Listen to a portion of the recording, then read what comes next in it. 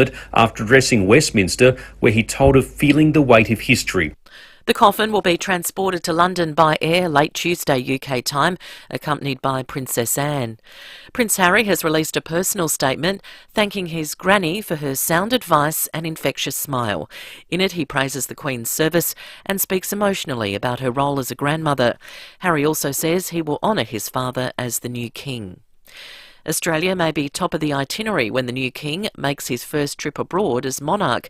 Lara Vella has more. While official details are yet to be confirmed, royal rumours suggest when King Charles embarks on a royal tour, Australia will be one of the first stops. The visit could include Sydney to mark the bicentenary of the New South Wales Legislative Council and would be in addition to a trip down under for the 2026 Commonwealth Games in Victoria. Meanwhile, an upcoming visit by the Prince and Princess of Wales, William and Catherine, may also be scheduled after the couple cancelled their 2020 trip to bushfire-affected areas due to COVID.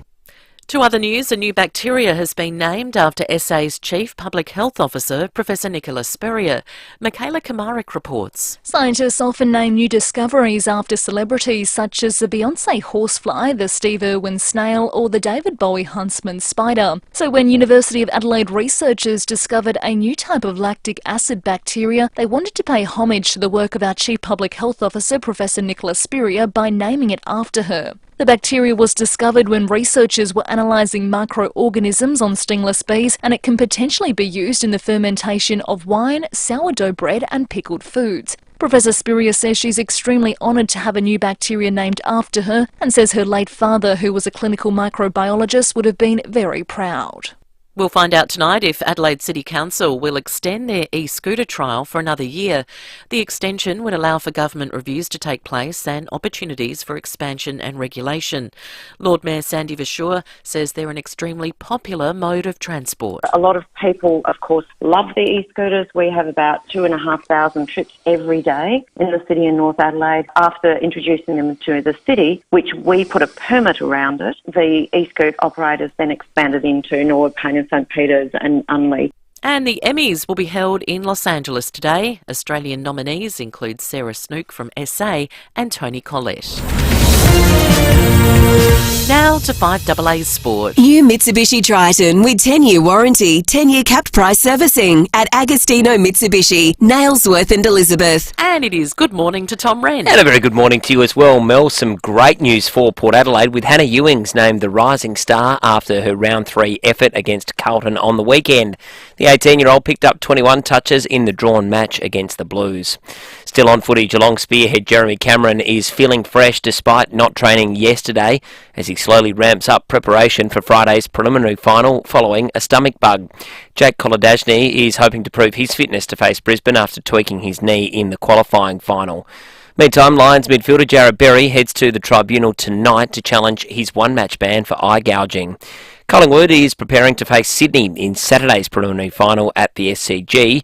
Pies coach Craig McRae has told Fox Footy's AFL 360 his side has exceeded expectations this year and believes they have more to prove. Absolutely beyond anyone's wildest dreams that you think we'd be in this position. So we're sitting here, excited by it. You're within reach. That's reality. There's 4 teams left now, and we're very grateful to be one of those. And it's no longer too far away. You can actually see it's close enough.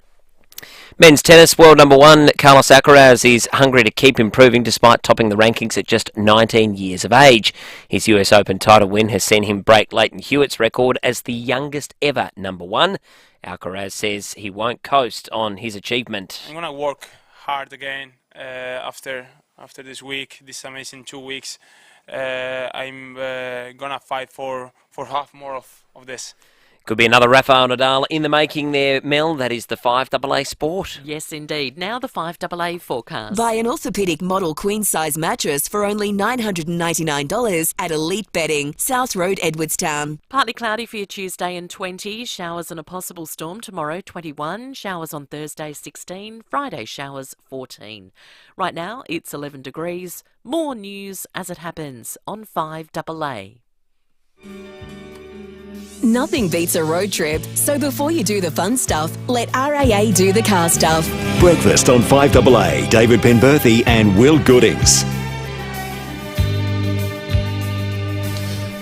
6 after 6, good morning to you. Welcome to Tuesday on 5AA Breakfast, the 13th of September, a notable day this week for the top that is going to be magnificent. 20 degrees on the way today, albeit the amount of sun's been downgraded ever so slightly. We've copped a partly cloudy from full sunny yesterday, but we're not going to complain too much because it's going to be 20 degrees and clear, no rain to speak of. Should be a magnificent Tuesday here in Adelaide. Coming up over the course of the morning, Phil Curry in the nation's capital. We'll talk federal politics with Phil. We're off to Edinburgh.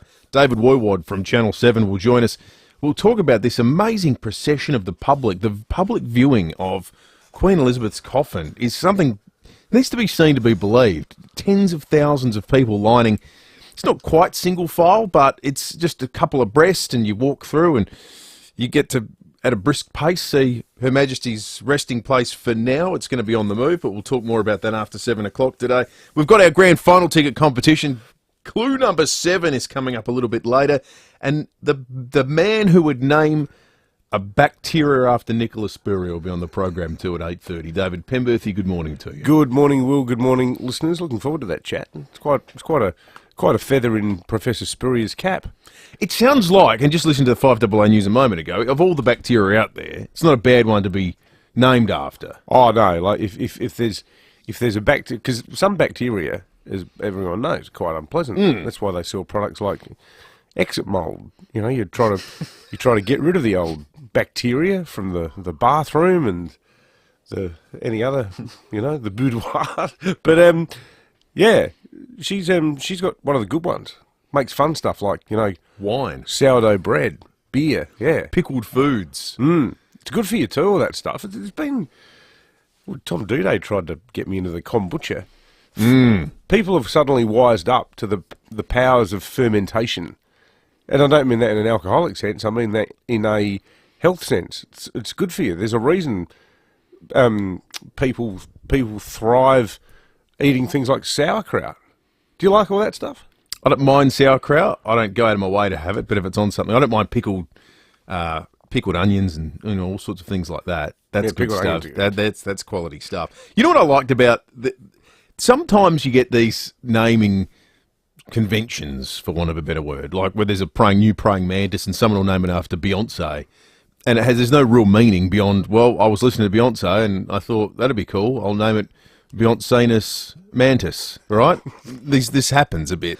Or the single ladies mantis. But the thing I like about this, the reason they did it is because they said they were able to continue doing this research because South Australia was able to operate more so than other states because we kept out COVID for so long when we didn't have a vaccine. So because of her policies, now people might quibble about whether they were right, wrong or otherwise, but for this particular lab, it allowed them to continue work where other places in Australia couldn't. And actually that's a really nice reason to have said, well, we discovered this under those conditions, so we'll name it under the person who set the policy that allowed that to happen. It makes actually a lot of sense, I reckon. Yeah, absolutely. Because, I mean, there's some that make sense. Apparently David Bowie's got a spider named after him. But, you think about spiders from Mars. Yeah, that does. I was wondering where you were going with that. Well, that'd be the reason. That makes sense. Would be the reason. Is it the old Ziggy Stardust? I'll tell you what. I wonder.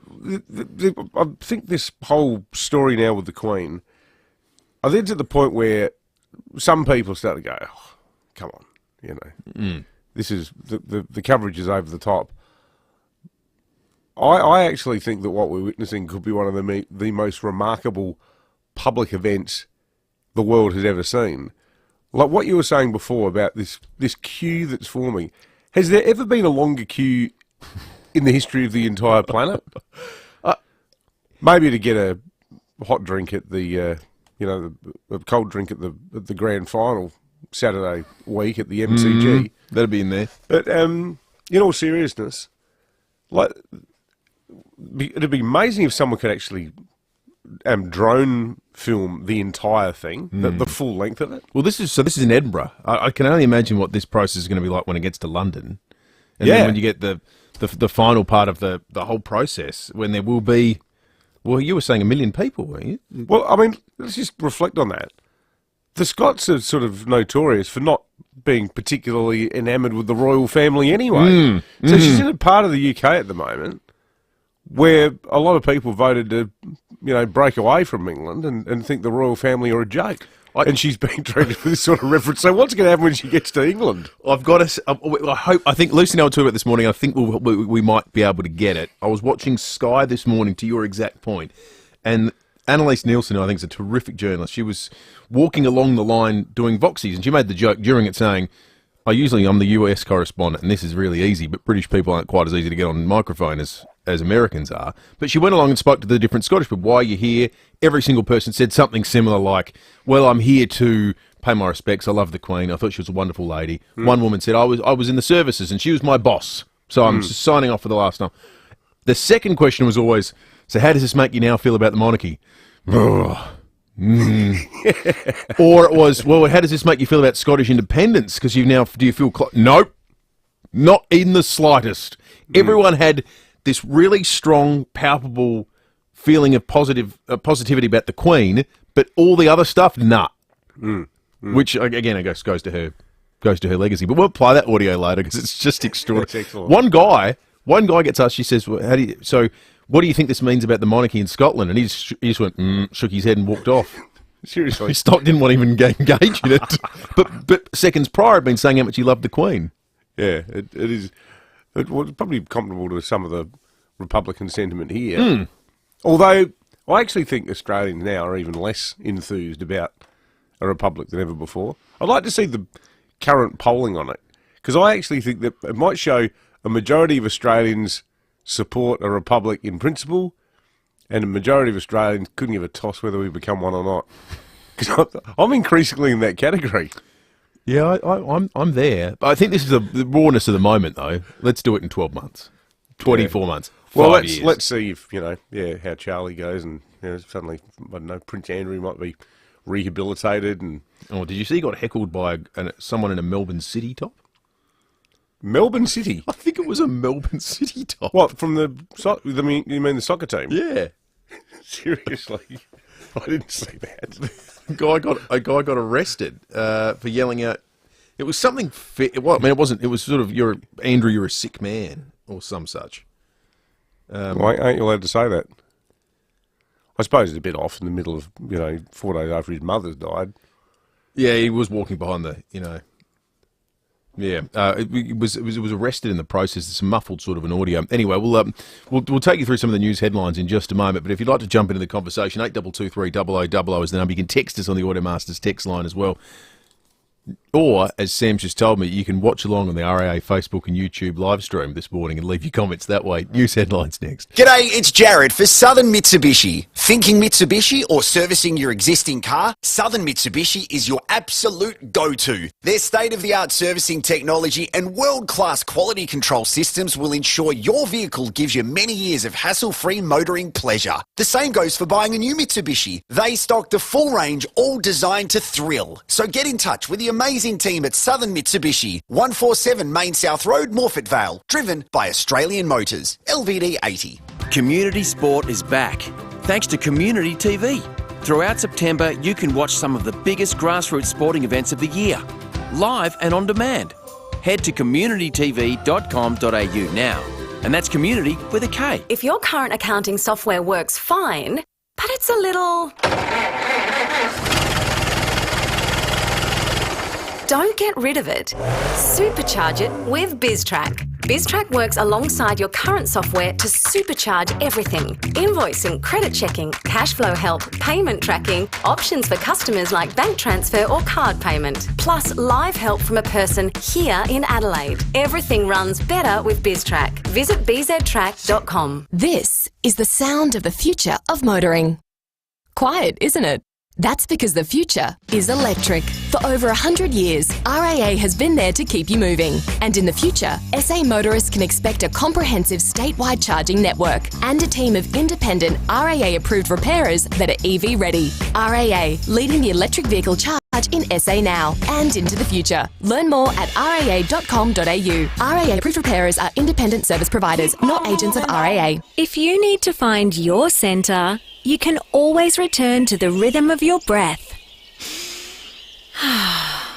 And find the centre of health and wellness at your local Go Vita. Go Vita Health Food Shops has 30 years experience behind their professional advice, backed by an extensive range of products and services. Find your centre at Go Vita. Colonnades, Fairview Green, Marion, Mount Barker, Manopara, Semaphore and Tanunda. 9 News has the experience to break the news. Made in Adelaide, for Adelaide. 9 News. Nothing beats a road trip, so before you do the fun stuff, let RAA do the car stuff. Breakfast on 5AA. David Penberthy and Will Goodings. 17 minutes after 6 news headlines on this, the Tuesday, the 13th of September. A raft of high-profile Australians are expected to join the Prime Minister and Governor-General in attending the Queen's funeral. They include horse trainer Chris Waller and Australian of the Year Dylan Alcott. We were just talking in the break about Chris Waller, who would have a regular Saturday evening chat with the Queen. He trained Winx, so, you know, he's royalty in the horse racing scene. She would ring him up and ask about what's how my horse is going in Australia. What are the big developments? They sort of have a natter around the. There's like a Randwick connection. Yes, one of a horse she owned raced at Randwick in Sydney. So they had a regular chat, a bit of sort of a catch up with your mate around. So, you know, what caught your eye in footy this week? They had that sort of conversation every week, and he noticed something was wrong because he didn't get his call Saturday night. For all of her sort of button down sort of. Respect for institutions and stoicism and everything else. When you see the footage of the Queen at the races, she looks like she's just having the time of her life. It. Oh, she's so into it. It's amazing. What a great relationship, though.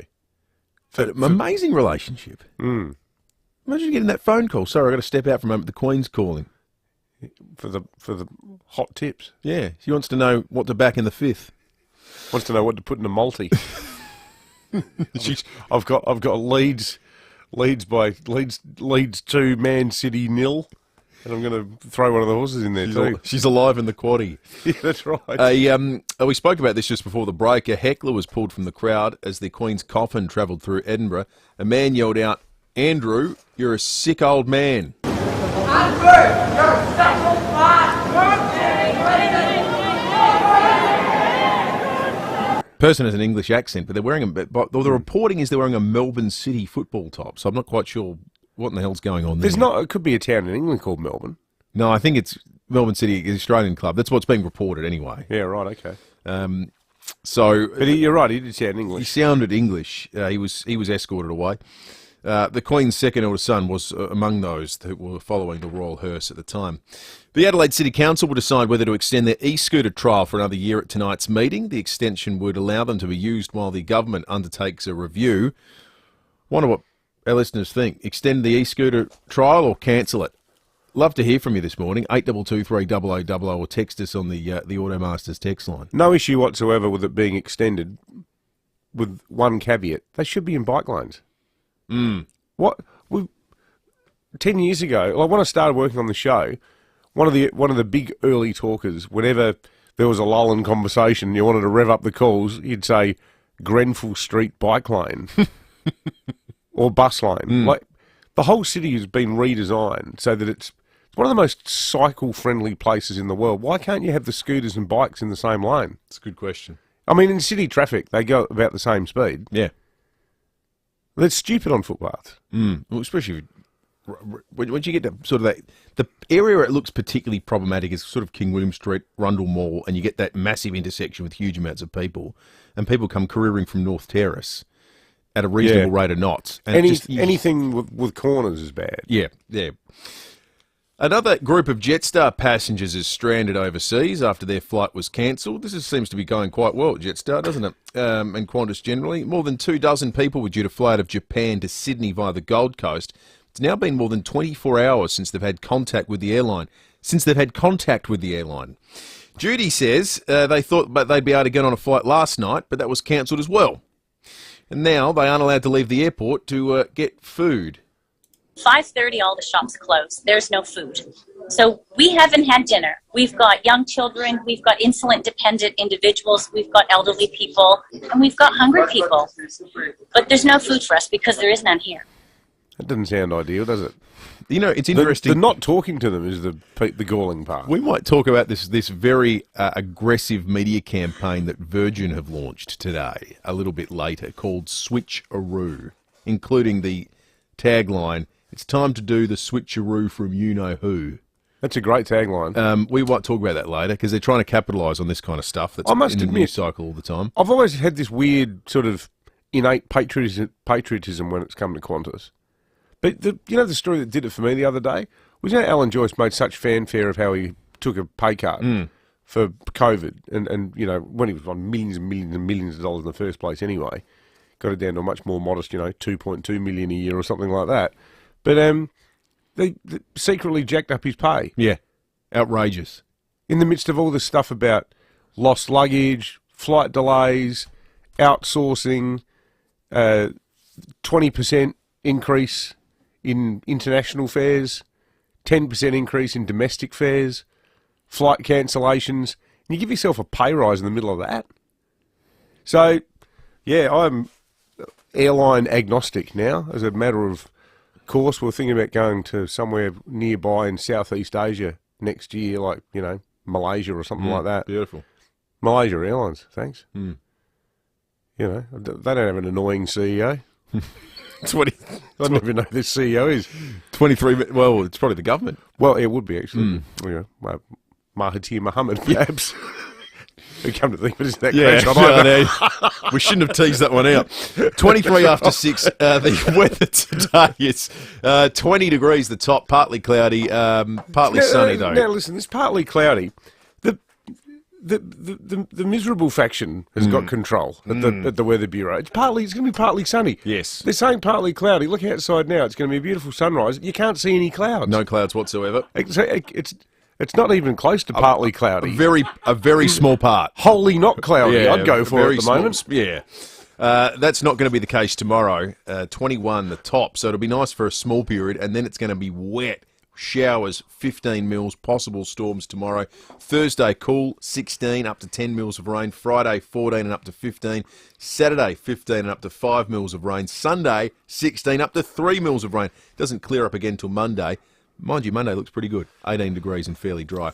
Tom Wren's in the 5AA Breakfast studio with us to go through all the happenings in the last 24 hours sporting-wise. New Mitsubishi Triton with 10-year warranty, 10-year cap price servicing, Agostino Mitsubishi, Nailsworth and Elizabeth. Morning, Rennie. Morning, Will. Morning, David. Yeah, and a bit going on in the tennis world, that's for sure, Will. And that was because this young man announced himself as, I think, the next big thing in tennis officially. He's done it.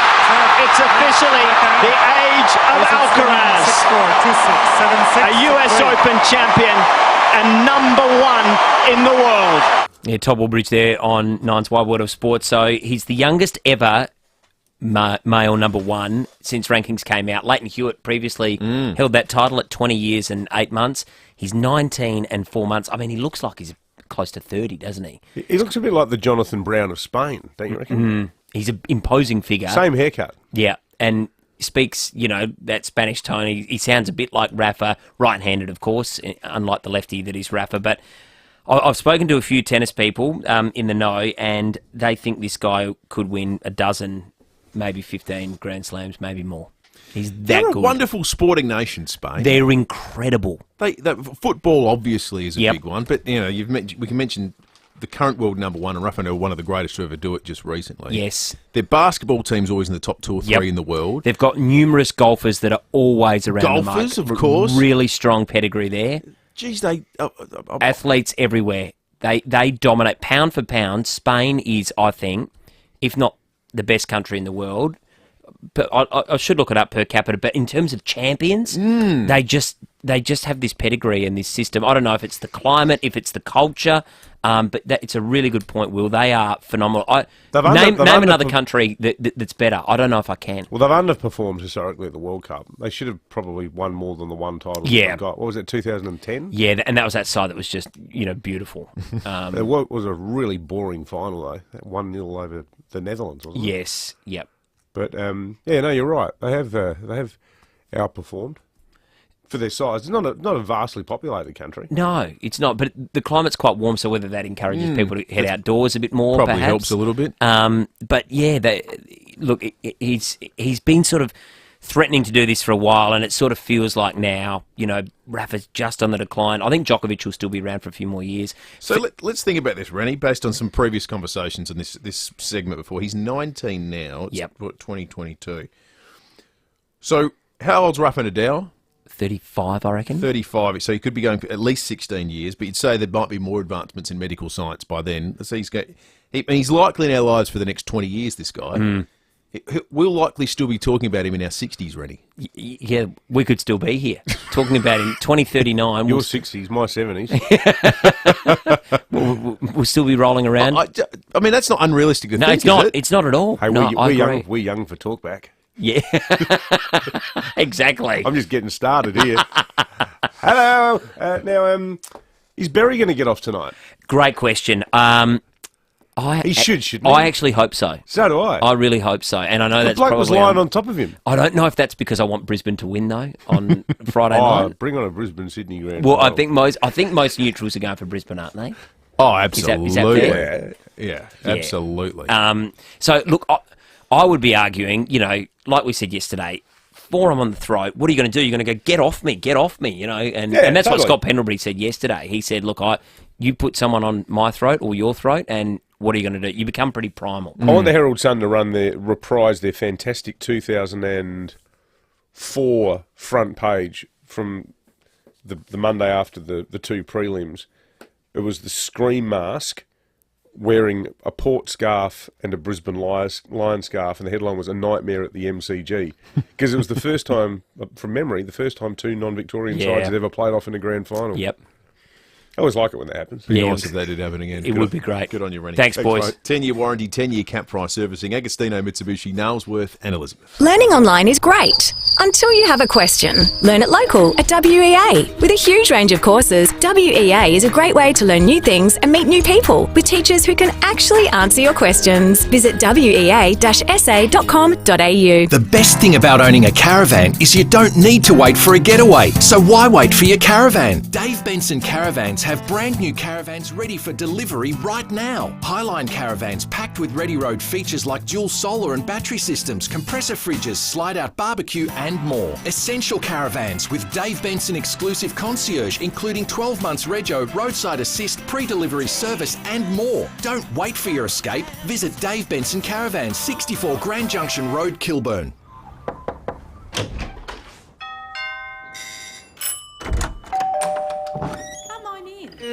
We open our doors to people we trust and care about. And for over 85 years, South Australians have been opening their doors to Rest Haven. In turn, we've been opening doors to an easier, better life at home. From personal care to help with the shopping and social outings, you'll welcome the care that Rest Haven brings.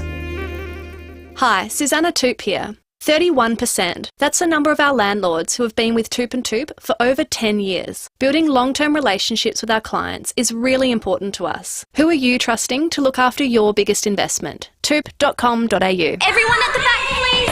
Sitting quietly, please. In a circle, thank you. Today we're going to talk about what we'd like to be when we grow up. A police girl. Race car driver.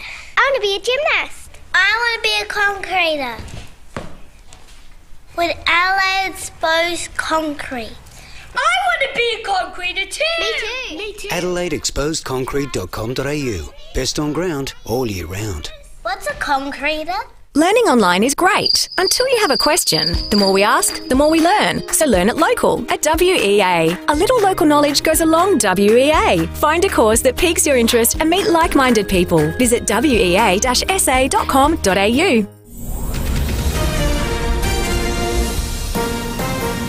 This is Adelaide's 5AA. Partly cloudy and 20 today with the 6:30 news. I'm Mel Usher. The X in Physio Extra stands for X Factor, keeping you on the field during the finals. PhysioExtra.com. King Charles has addressed Parliament for the first time since the Queen's death. The new monarch telling Westminster he feels the gravity of the situation and plans to lead using Her Majesty's example. I cannot help but feel the weight of history which surrounds us and which reminds us of the vital parliamentary traditions to which members of both houses dedicate yourselves. The speech was made before he travelled to Edinburgh. Scots have been waiting hours to file past the Queen's coffin as she lies in state in the capital. Clinton Maynard has more. With the Queen's casket now positioned inside Giles Cathedral, everyday Scots have been filing past. At the end of another emotional day in Scotland, the Queen's 4 children have stood stoically around the coffin as loyal subjects pay their respects. The new King Charles III wearing a kilt, Edward and Anne in military dress, Andrew no longer permitted. Scots only have one day to make their tributes. Late on Tuesday, England time, Princess Anne will fly her mother's coffin to Buckingham Palace. 4 days of lying in state at Westminster Hall begins on Thursday, and Londoners are being warned they may need to sleep out in the queue to ensure a spot. A young Victorian girl has received one of the last letters written by Queen Elizabeth II prior to her death. 8-year-old Olivia Akers wrote to Her Majesty in June to tell her she had an online horse fancy dress competition and had dressed up as her. Her mother Natalie didn't think the Queen would respond. We were hopeful of getting a reply, but certainly we had the discussion on Friday morning as she was getting ready for school that the Queen had sadly passed away and that we didn't think that we would get a reply, but unbeknownst to us, the actual letter was there waiting for us at the post office that very morning. To other news, an honour for our Chief Public Health Officer. A new type of lactic acid bacteria has been named after Nicola Spurrier. Scientists naming it after the professor because she allowed them to continue their work during the height of the pandemic. The Kremlin insists Russia's war in Ukraine will continue until all its goals are met, despite the dramatic military reverses of the past week. The BBC's Steve Rosenberg is in Moscow. On state TV here, they crowed about Russian missile strikes on Ukraine's power grid. But behind the rousing messaging, the fact remains that a lightning-fast Ukrainian counterattack has pushed Russian troops from much of northeast Ukraine. Pro-Russia social media channels accused Russia's defense ministry of making mistakes. So did the powerful leader of Chechnya, Ramzan Kadyrov. He's threatened to raise the matter with President Putin himself. Another Elvis movie is being made, and this time an Aussie will be playing the King. Jacob Elordi, who hails from Brisbane, has been cast in the new Priscilla biopic from Sofia Coppola. Now turning to 5AA Sport. 10-year warranty and 10-year capped price servicing at Agostino Mitsubishi, Nailsworth and Elizabeth. It's over to Tom Wren. Thank you, Mel. Collingwood coach Craig McRae says Jordan De Goey is playing his best football at the business end of their campaign after an interrupted season. McRae telling AFL 360 he knew De Goey would come back better after time off. I've just seen this guy, his body shape changed and his energy changed, and all of a sudden I knew when he came back, whenever that was going to be, I just knew that he's going to be a different player, because you just see a guy preparing differently and he looks different and he's had the chance, because he missed pre-season. People forget he had 3 months off. He didn't start like the other group did, so he's enjoying that for what it is now, and he's taking us to another level. The Pies face Sydney in Saturday's prelim final. The AFL has refused to explain the process behind its decision to implement and then scrap a tribute to the Queen during the AFLW Indigenous round. Meantime, Port Adelaide's Hannah Ewings has won this round's Rising Star Award off the back of her impressive 21 disposals against Carlton on the weekend. And Richmond coach Damien Hardwick has had a personal tour of the AFL's ARC system as the league considers a major tweak to its goal review protocols next year. And Australian cricketer Talia McGrath has been named the ICC's Women's Player of the Month for August. And that's the 5AA Sport. Now the 5AA forecast. Buy an orthopaedic model queen-size mattress for only $999 at Elite Bedding, South Road, Edwardstown. Heading for a top of 20 today, partly cloudy, showers and a possible storm tomorrow 21, then dropping back on Thursday to 16 with showers, Friday showers 14. Right now it's 11 degrees. More news as it happens on 5AA. Of all the trillions of atoms in the universe, how special it is to think that the atoms of comets, volcanoes, brontosauruses and Shakespeare live on in you, me, chainsaws, pizza ovens, decorative garden meerkats. The middle aisle of Aldi Special Buys. It's special. You can buy every Wednesday and Saturday at Aldi. Good. Different. 5AA Breakfast is streaming live right now. To watch, simply head online to 5AA Facebook or search 5AA on YouTube. Nothing beats a road trip, so before you do the fun stuff, let RAA do the car stuff. Breakfast on 5AA, David Penberthy and Will Goodings.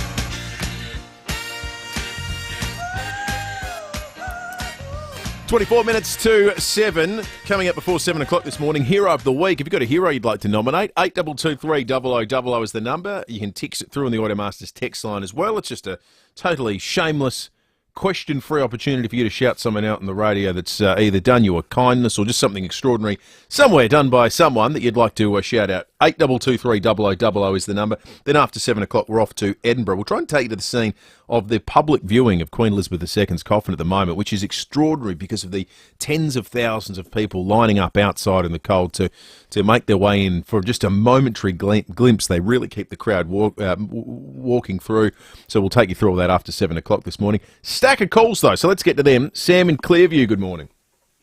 Morning, boys. How are you? Good, thanks, Sam. Great show this morning. I just want to let you know that I go to work every morning, but I work on King William Road in the city. So every time I'm walking, and even last week, it's very dangerous for those e-scooters because I've nearly got run over 3 times there.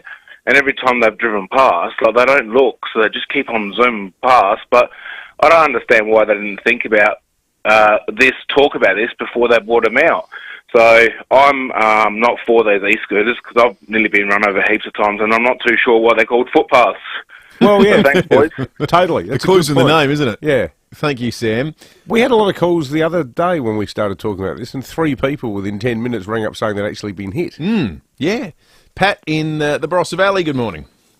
Hey, good morning, gentlemen. Look, about the Republican Australians feeling the way they do, or don't do, perhaps, I don't know if you blokes were politically aware in the early 70s. Probably not. You're probably very young. Probably weren't even born, Will. I wasn't, no. I remember in 1974 Melbourne Cup, some old drunk with a top hat on staggering around with a Melbourne Cup to present the cup to Think Big and the connections. And then the year later, I just turned 19 and I'd voted in that election that elected Gough Whitlam. I voted for Whitlam. And I turned around and see this old bloke with the red nose actually sacking a duly elected government of Australia. And I thought, what the bloody hell is this all about? Because I voted for him, so it's just a waste of my vote. Now, they've given him the flick and Fraser sort of backdoored him. And I thought, well, why should someone from overseas be able to tell our country what to do? And I've always been in the view of the Republic because of that very act, because of that very day. Yeah, I think a lot of people would probably be Republican for the same reason. I guess the counter argument though is, was that an indictment on the royal family and the system, or was it an indictment on Sir John Kerr, the Governor General at the time, the man who did the dismissing?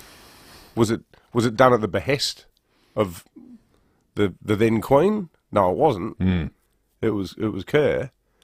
But there is the thing in the Constitution about supply. You know, when you hear politicians say, in minority governments, can you guarantee supply? That means can the Parliament pass the financial bills that are required to keep the country afloat? So, but it's the argument that's never been resolved in Australian politics. And it's one of those reasons I suspect you talked about polling earlier, if we did that sort of polling on Republican sentiment, I think there's a huge boomer sentiment that's stronger than you think, and there's probably a younger cohort that's weaker than you'd expect. Well, I reckon if you did a vox pop of people under the age of 30, what is the dismissal? I think people would probably think of someone being kicked off a reality show or something to do with the cricket. Or the Gadding Ball. Yeah, ball of the century. Seriously, I don't think the dismissal is... No. And I think for a lot of people in that generation, it was a huge spur for the Republican movement. Matthew in Sellex Beach, good morning. Gentlemen, how are we? Yeah, good, thanks, mate. Just with the heckling side of things, we had that Greens MP come out and say a few words against the Monarch over the weekend, and Pauline Hanson had some words to say about that. But in Victoria, they have to be sworn back in again. Now, if that happened all around Australia, how could that MP be sworn back in if she's saying that the racist bastards? Because don't they swear allegiance to the King and Queen? Yeah. Or King as it is now. So how could she stand there, put her hand on a Bible and swear to the King after what she said? She probably has to lose her job. They do. And it has happened, hasn't it? Well, Lydia Thorpe, yeah, the senator, the most famous example recently. Yeah, where she was forced to read the actual pledge.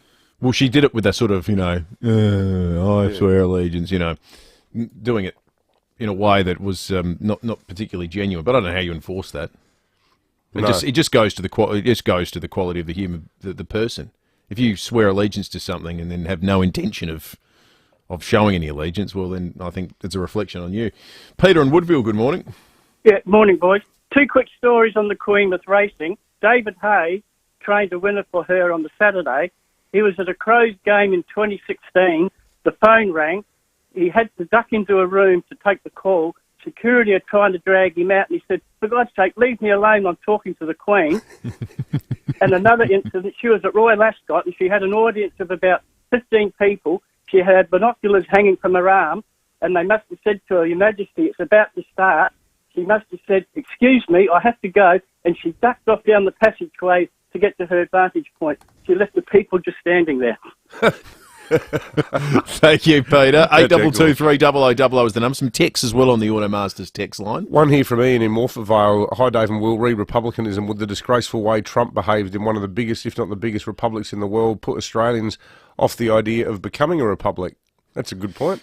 So I saw someone make the point in trying to explain to Americans online the other day. I wish I could credit this appropriately, but basically saying, Americans saying, why would you want a monarch in this day and age? And I think it was an academic in the UK made the point that in America at any given moment, your greatest, highest representative is the president, and probably half the country hates that person.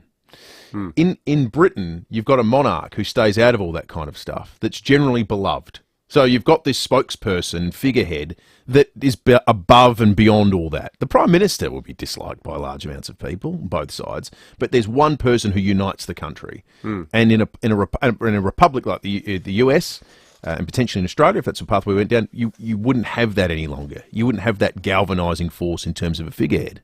Yeah. I think there's definitely something in that, because the adversarial nature of politics means you're never going to have someone who's adored. Like, it's very rare, and it never lasts anyway. I mean, Bob Hawke in 1983, sure. Bob Hawke in 1984, no. Things fall apart quickly in politics. 17 minutes to 7, as we were speaking a little bit earlier about the response in Scotland to the opportunity for the public viewing of the Queen's coffin that's currently resting in Edinburgh. The name of the place it's at is St Giles Cathedral, and there's tens of thousands of people lining up. On Sky early, they did a series of what they call Vox Pops. They interviewed people that were in the line to talk about what the Queen meant to them, but then sometimes the conversation went to broader questions about the monarchy and Scottish independence, and the love that's there for the Queen doesn't necessarily extend to those latter subjects. Why are you here paying your respects today? Well, we joined thousands of others to pay our respects to the Queen. Why would we not? She served us. We need to pay our respects to her. And what do you think the Queen means to Scotland?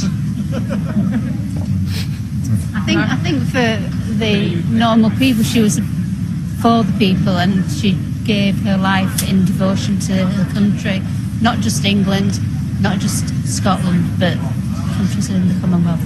So we're really grateful, and we want to show our gratitude, really. It's the only way we can. Well said, thank you. Yeah. What have you got to say? A brilliant day it's been.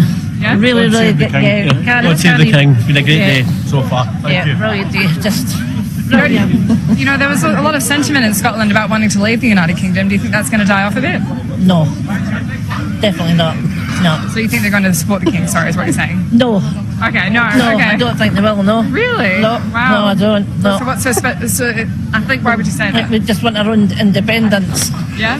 I think now the Queen's dead, it'll not be the same. Fair enough. But you're paying your respects to the Queen nonetheless? Yes, well, I was in the army, so she was my boss. Yeah. So. There you go. It's just terrific. It goes to her popularity, and I think as a lot of Australians have expressed similar sentiments, albeit those thoughts about independence and so forth are very uniquely Scottish issues, but it goes to that idea that the Queen somehow had a level of popularity and likeability that went beyond what you thought philosophically about the world and your own country, Scotland or Australia. I was talking to one of my best mates who was born in Belfast the other day, and he can't stand the Royals, and he just, In her case, I'll make an exception. This guy's borderline, Jerry Adams in his views. 14 minutes to 7. We'll check traffic and come back with police and weather in just a moment. Thanks, Will, and good morning. Pretty smooth sailing for the roads today. Simply a few roadworks to keep in mind. Got a burst water main, that's at Hawthorn. That'll cause a few delays on the drive-in today. Belair Road near Princess Road. Speeds are reduced. It's down in one lane too. Kangarilla, you'll find road damage. Kangarilla Road near Sand Road. And Fullerton, those intersection works are continuing. Cross Road at Fullerton Road. Camera-wise, got one Collins Parade at Hackham and look out for another one Doothie Street at Unley. Enjoy exceptional savings for a limited time on the Mercedes-Benz C-Class Edition C. It's in a C-Class of its own. Shop in store or online today. T's and C's apply. Adelaide's most accurate traffic on 5AA. We remembered RAA road service, the new battery and tyres. Yeah, we did. But we forgot the tent. Cabin. Before you do the fun stuff, let RAA take care of the car stuff and keep on moving on. Enjoy. Automasters. Isn't it time for you to switch and save? Call 1300 Automasters or book online. All centres offer repair now, pay later options. So switch and save with Automasters. Great service guaranteed. At Anderson's Solicitors, we have a brand new look. But behind it, we're still the same faces. The same approachable, client-focused team committed to helping find the right solution for you. With locations across the state, whether you need help with family law, commercial law, wills and estates, or personal injury claims, talk to Anderson's Solicitors today. Visit andersons.com.au or phone 8238 6666. That's 8238 6666. If you're due for a service, here's a little reminder of what you get at Mawson Lakes Mazda. Sure, your car gets state-of-the-art servicing by top-trained mechanics.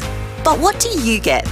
Try next day servicing, complimentary loan car, vacuum and wash. Oh, and your breakfast or lunch is on us. At Mawson Lakes Mazda, we know that to be the best, we've got to look after your car and look after you. Mawson Lakes Mazda, just a short drive from the city. With everything going on, it's tough to stay ahead. But you can always rely on a great Aussie shed to protect your tractor, boat or car, even turned into your very own bar. Somewhere to pile up your bales of hay or to escape with a block of clay. Whatever the plan for your Great Aussie Shed, act fast, because our Great Aussie Shed sale is here at last. Visit one of our 4 display centres today. Olympic Industries, built to last. Last month, around 11,000 people trusted us with their pride and joy. Automasters. Logbook servicing, repairs, brakes, aircon and more. Isn't it time for you to switch and save? Call 1300 Automasters. Great service guaranteed. 9 News has the experience to break the news. Made in Adelaide for Adelaide. 9 News. Nothing beats a road trip, so before you do the fun stuff, let RAA do the car stuff. Breakfast on 5AA. David Penberthy and Will Goodings. 11 to 7, Hero of the Week coming up in just a moment. If you've got a hero you'd like to nominate, get calling. 8223 0000 is the number. We're going to talk about the weather. It probably deserves something near a heroic nomination today. The morning does. The sun up over the hills looks spectacular right now. Tina Donaldson from the Weather Bureau has all the details for us. Morning to you, Tina. Good morning. Beautiful looking day, Tina, but it's copped a partly cloudy. What's going on there? Is there going to be a bit of cloud around? Oh, yeah, looking at the satellite picture, there's a bit of cloud out to the west. But it'll be a nice day. I don't think the cloud will ruin it. It'll just be bits and pieces streaming through during the day. And look, depending on where you are, it's been a cold start. Still at Adelaide Airport there with not much wind. They're still just sitting below 6 degrees. Edinburgh's at 8.9. But in the city here at West Terrace, just a sort of a light east-northeasterly there's bumped us up to 11 degrees. But look, warming up but quite nicely, heading for a top of 20 degrees today for the city, 20 also at Elizabeth and Glenelg, and 18 at Mount Barker and Noarlunga today. Looking ahead for the next few days, though, we've got the wet weather set to return as a cold front extends across the state, extending from a low-pressure system well south. So showers returning from late morning for Adelaide, becoming a bit more persistent and feeling a bit more like rain through the afternoon and evening. Also, the chance of a thunderstorm is as well with the passage of that front. But warm to start off with, with those northerly winds. So heading for a top of 21 degrees, but then it'll feel cooler later in the afternoon when the winds come around to a westerly. So showers possible storm between 10 and 15 millimetres tomorrow. So, quite a wet day. And the wet weather sort of hanging around for the next few days as well. Bit of a break in the morning on Thursday, so dry at first, but showers returning for the afternoon and evening, and much cooler, top of just 16 degrees, between 4 and 10 millimetres for Thursday. Friday, another 6 to 15 millimetres flagged there, and quite cold, only 14 degrees. That's with that low pressure system just moving over the southeast of the state. Then for the weekend, look, still wet to start off with and then starting to ease up. So showers easing for Saturday, top of just 15 degrees. Sunday, another shower or two lingering there, a top of 16 degrees there. And then on Monday, back to just partly cloudy and a top of 18 degrees. Beautiful. That's great, Tina. Thank you. Thank you, Tina. Tina Donaldson, Senior Forecaster at the Bureau. Note Andrew on the RAA Facebook live stream rubbing in this morning. He says, morning blokes from sunny Alice Springs, where it'll be 30 degrees. Look, I got to say, I appreciate Tina's excellent prognostications there about the days ahead, but I just hit the radar. I can't see any clouds anywhere. The closest ones is a little tiny little cluster at Tumby Bay.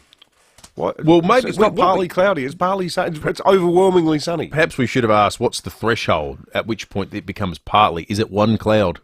I didn't want to make it feel like we're interrogating. No, I understand that. It'd be different if it was time. Maybe Simon that's all it is. Timke or Brett Gage. We would have really given them the rounds of the kitchen. One cloud makes a partly cloudy sky. Oh, yeah, if it was Brett, it would have been a real hostile. Would have been on for young and old. Event, Would have yes. been like the 7:30 report. Answer the question, Gage. Let's go to Sapole. Senior Constable Matt Brown's on the line. Matt, there's been a robbery at Woodville Park. That's right. Just after 12:30am today, police were called to a service station on David Terrace after a man entered the store and threatened staff with a kitchen knife. He was stolen an amount of cash and cigarettes before leaving on foot and last seen running north on David Terrace. And he was described as being about 168 centimetres tall, slim build, dark hair, was wearing a faded black hooded jumper and black Puma tracksuit pants, white Adidas sneakers, black and white gardening gloves, black sunglasses and a surgical mask. So fortunately no one was physically injured during the robbery, but Western District Patrols with the assistance of dog patrols searched the area, but unfortunately the suspect wasn't located. Anyone who has information about the incident or may have seen a man matching this description in the early hours this morning in Woodville Park, please call Crime Stoppers on 1800 333 000. Matt, also 2 break-ins in the northeast suburbs. That's right, David. The first one, about 2:15am today, police were called to a shopping centre on Montague Road at Modbury after reports that a supermarket had been broken into. Now, the suspects left the area in a black Jeep station wagon, and it's unknown if anything was stolen from inside. In the second break-in, police were called to a bicycle store on Northeast Road at Valley View at 4am after a witness saw the premises had been broken into and 3 bikes had been stolen from inside. Now, it's not known at what stage, at what time the break-in occurred, but police are investigating possible links between this one and the one at the supermarket. So anyone who may have seen suspicious activity in either area, please call Crime Stoppers 1800 333 000. Good on you, Matt. Thank you. Senior Constable Matt Brown from Sapole. If you'd like to shout out a hero, now's the time to call. 8223 0000, the number.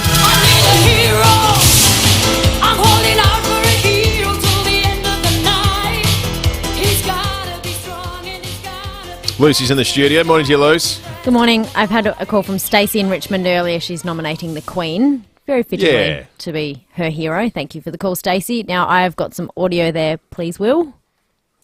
This is how you make porridge. That's not how you make porridge. This is how you make porridge. That's not how you make porridge. And this is what makes hot, nourishing porridge instantly. Uncle Toby's Instant Porridge. Still 100% natural oats, rich in fibre and energy that lasts all day, with nothing added except convenience. Aye, it's delicious, but that's not how you make porridge. Uncle Toby's Instant Porridge. That is from 1980. My hero today is Uncle Toby. From Uncle Toby's porridge, I just had a lovely bowl of porridge. Yeah. How do you take your porridge, Liz? I just have it with water, and then after it's done, I put a little bit of milk in it, and I've just had some cinnamon and banana on top. I like with salt in it. Milk, sugar and salt. Milk, sugar and salt. Salt in porridge gives it a kick, gives it a certain I'm not sure what the word is. It's a je ne sais quoi, which is French for Certain I'm not little sure what that something, is. That's right. But no, put a bit of salt in it too. There you go. Thank you, Luce. Karen in Waterloo Corners called in. Who's your hero, Karen? My sister Michelle, she looks after my mum. Every night she sleeps at mum's because mum's not well for the last 5 years to keep mum out of a nursing home. She goes home from work, picks up her dogs and goes to mum's and stays there from 5:30 until she leaves at 8:30 in the morning to go to work. Oh, that's incredibly selfless and kind of her, Karen. A great nomination. It is. That is just remarkable. Good on you, Karen. Thank you. Hero of the Week nominations, 82230000. I'm with Stacey. I think just as a default position that Queen has to win this week. Yeah, it feels like it's a Queen sort of a week. Yeah. I don't know the name of the person, and I never will, who I'd want to nominate a Hero of the Week this week. But my wife has taken to buying just about everything online for the baby, all sorts of manner of everything from cots to prams, all this kind of stuff. Golf clubs. We haven't quite gotten there. That's why I'm not in charge. Mind you, I don't play golf. Complete set of scan pans. One of the things she just bought that just arrived the other day was these really beautiful handmade covers for the bed and bits and pieces. These sort of they'll be covered in spew in no time. That's right. But these magnificent bespoke sort of handmade covers for things that are in items in the baby's room. Didn't realise until she bought them that they're all being shipped out from Ukraine. Oh, really? Now, there's a website called Etsy that I'm sure some of our listeners would be familiar with. I wasn't originally, but it's the idea behind it. If you're someone at home who does knitting or you do whatever it is, you've got a craft, you can start a shop, in inverted commas, online, and people from around the world can look at the stuff and buy it. My wife just happened upon on this website this script, didn't know where it was from, but then noticed when the tracking came from the package, coming from Ukraine at the moment. So it's incredible. I think there's a number of elements of this that are heroic, including the whole delivery system and the logistics system of the world somehow that has this war-torn country still cranking out arts and crafts. But just not to forget the DHL guys rocking up at someone's factory. Exactly. But the idea that someone's being strafed by Russian artillery. Life has to go on, and there's someone sitting there in the midst of all that's happening in that country doing these magnificent handmade products and having to sell them and box them up and deliver them online. I didn't know that about Etsy because I looked at that website the other day. Because for years I've wanted to get one of those traditional grinding stones that the Aztecs use for grinding spices, and they sell them. Yeah, and they're made by like American by Central American Indians. Because everyone can sort of start their own shop. Yeah, right. That makes stuff. Sam, who's your hero? Really quickly, when the now Prince and Princess of Wales walked about out at Windsor Castle the other day, there was this little about 4 or 5 year old kid who had this to say to Prince William. Now, faintly, he just said to Prince William, "Sorry about your grandma." Oh, and I thought that was lovely. Yeah, it certainly is. Nice form of terrific words. nomination. 7:07, 5AA News coming up. We'll take you through some of the stories of the morning next. North Point are currently overstocked with used cars. They have over 250 across their sites. Most are late model, low kilometres, with new car warranties still remaining. While all used cars come with a 90-point safety check, there are many Toyota certified pre-owned options which include a full service history and 12 months roadside assist. North Point are overstocked with late model used cars ready for immediate delivery. It's the North Point way. Hillcrest, Prospect and Port Augusta, northpointtoyota.com.au. Even the greatest icons could do with an update. SA's own Farmers Union iced coffee lactose-free is here. Made from fresh Aussie milk and a real coffee, but lactose-free and with 25% less added sugar than original. Experts at the Farmers Union have perfected the recipe, ensuring it tastes just like the original SA icon. Try the legend without the lactose for yourself. Proudly Aussie-owned and made right here in SA since 1977. It's a Farmers Union iced coffee, or it's nothing. 5AA Breakfast is streaming live right now. To watch, simply head online to 5AA Facebook or search 5AA on YouTube. Online, on DAB Digital Radio and on 1395 AM. Talking Adelaide. This is Adelaide's 5AA. Partly cloudy and 20 today with the 7 o'clock news. I'm Mel Usher. The X in Physio Extra stands for X Factor, keeping you on the field during the finals. PhysioExtra.com. Scots are continuing to pay their respects to the Queen. Her Majesty's coffin was transported from Holyrood House to St Giles Cathedral in Edinburgh overnight. King Charles, Princes Andrew and Edward and Princess Anne followed the hearse along the Royal Mile. Andrew was heckled as he walked behind his mother's coffin.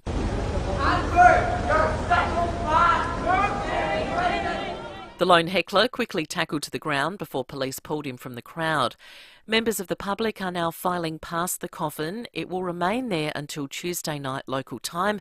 The coffin will then be flown back to London in the company of Princess Anne and driven to Buckingham Palace. A group of high-profile Australians are expected to join the Prime Minister and Governor-General at the Queen's funeral. Australian of the Year Dylan Alcott is set to get an invite. Horse trainer Chris Waller says it would be an honour, but hasn't received any official correspondence yet. He used to speak with the Queen often over the phone. She's got a horse with us called Chalk Stream, and when that horse would race, I'd get a request to give Her Majesty a call, which is normal protocols for the horse trainers. As you've read, she just loves her animals. A trip to Australia is reportedly one of the new King's top priorities. He wants to strengthen the monarchy's relationship with Australia. We could also get another visit from William and Kate, who are now the Prince and Princess of Wales. Two other news, and staff have been threatened with a kitchen knife during a service station hold-up at Woodville Park. The outlet on David Terrace was targeted around 12:30 this morning. He stole cash and cigarettes before running off. No one was hurt during the robbery. The hunt for the offender continues. Obesity-related cancers are surging in Australia. Zach De Silva has more. The rate of cancers associated with obesity has quadrupled over a 35-year period. A study by the Daffodil Centre looked at how often 10 different cancer types occurred in Australia. The research found a massive increase. The incidence of weight and obesity-related cancers was almost 3 times higher in young people compared to those born in the late 1940s. And the Adelaide City Council will decide whether to extend their e-scooter trial for another year at tonight's meeting. The extension would allow them to be used while the government undertakes a review. Now turning to 5AA Sport. New Mitsubishi Triton with 10-year warranty, 10-year capped price servicing at Agostino Mitsubishi, Nailsworth and Elizabeth. And the AFL Tribunal sitting tonight, Tom Wren. Yeah, it certainly is, Mel, and a big night looms at that tribunal with Brisbane midfielder Jarrod Berry set to try to overturn his one-match suspension for an incident involving Melbourne's Clayton Oliver. Some trade news too, with GWS youngster Tanner Bruhn setting his sights on Geelong as his preferred destination after rejecting a new contract offer from the Giants. The Cats are preparing to take on Brisbane on Friday night in their prelim final, and they're confident Jeremy Cameron will be okay despite missing a couple of training sessions as he nurses ongoing hamstring soreness and a stomach bug. Well, Socceroos star Tom Rogic is feeling refreshed after a 3-month break from football.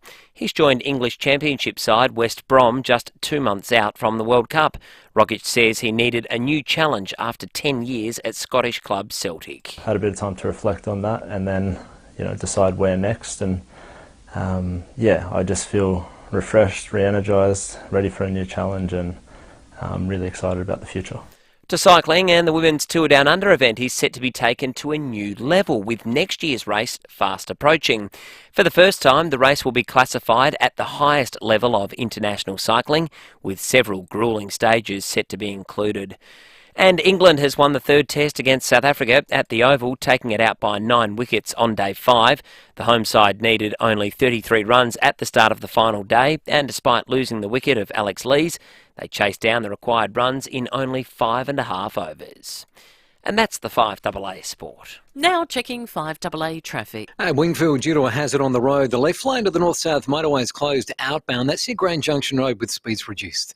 Hawthorn, you'll find a burst water main this morning. That's Belair Road near Princess Road. That's down one lane both directions. That'll get pretty slow throughout the morning, while at Fullerton, the intersection works are continuing crossroad at Fullerton Road. Cameras today, Toothy Street only, and look out for a sneaky one, Osmond Terrace at Norwood. The Advertiser is for helping you combat the cost of living, so pick up a copy of The Advertiser today for your exclusive September daily deals at Coles. Adelaide's most accurate traffic on 5AA. Now the 5AA forecast. Buy an orthopaedic model queen-size mattress for only $999 at Elite Bedding, South Road, Edwardstown. Partly cloudy today and 20, showers and a possible storm tomorrow 21, then down to 16 on Thursday with showers, more showers on Friday and 14. Right now it's 11 degrees. More news as it happens on 5AA. With more speed and more fibre upgrades, the NBN network is made for more. More what exactly? Well, more streaming, more game downloads, more working from home, online business, virtual learning, welcome to class, and more. Learn more at nbn.com.au/more speed. Experience may vary depending on factors such as NBN technology, internet provider, plan and equipment. Fibre upgrades limited to eligible locations.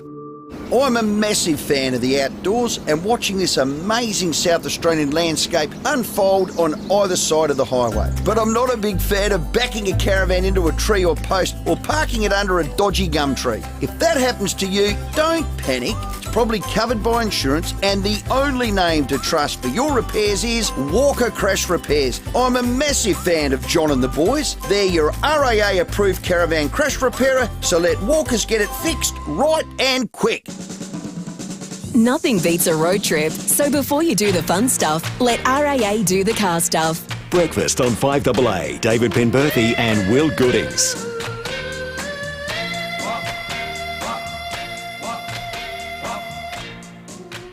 Seven after 7.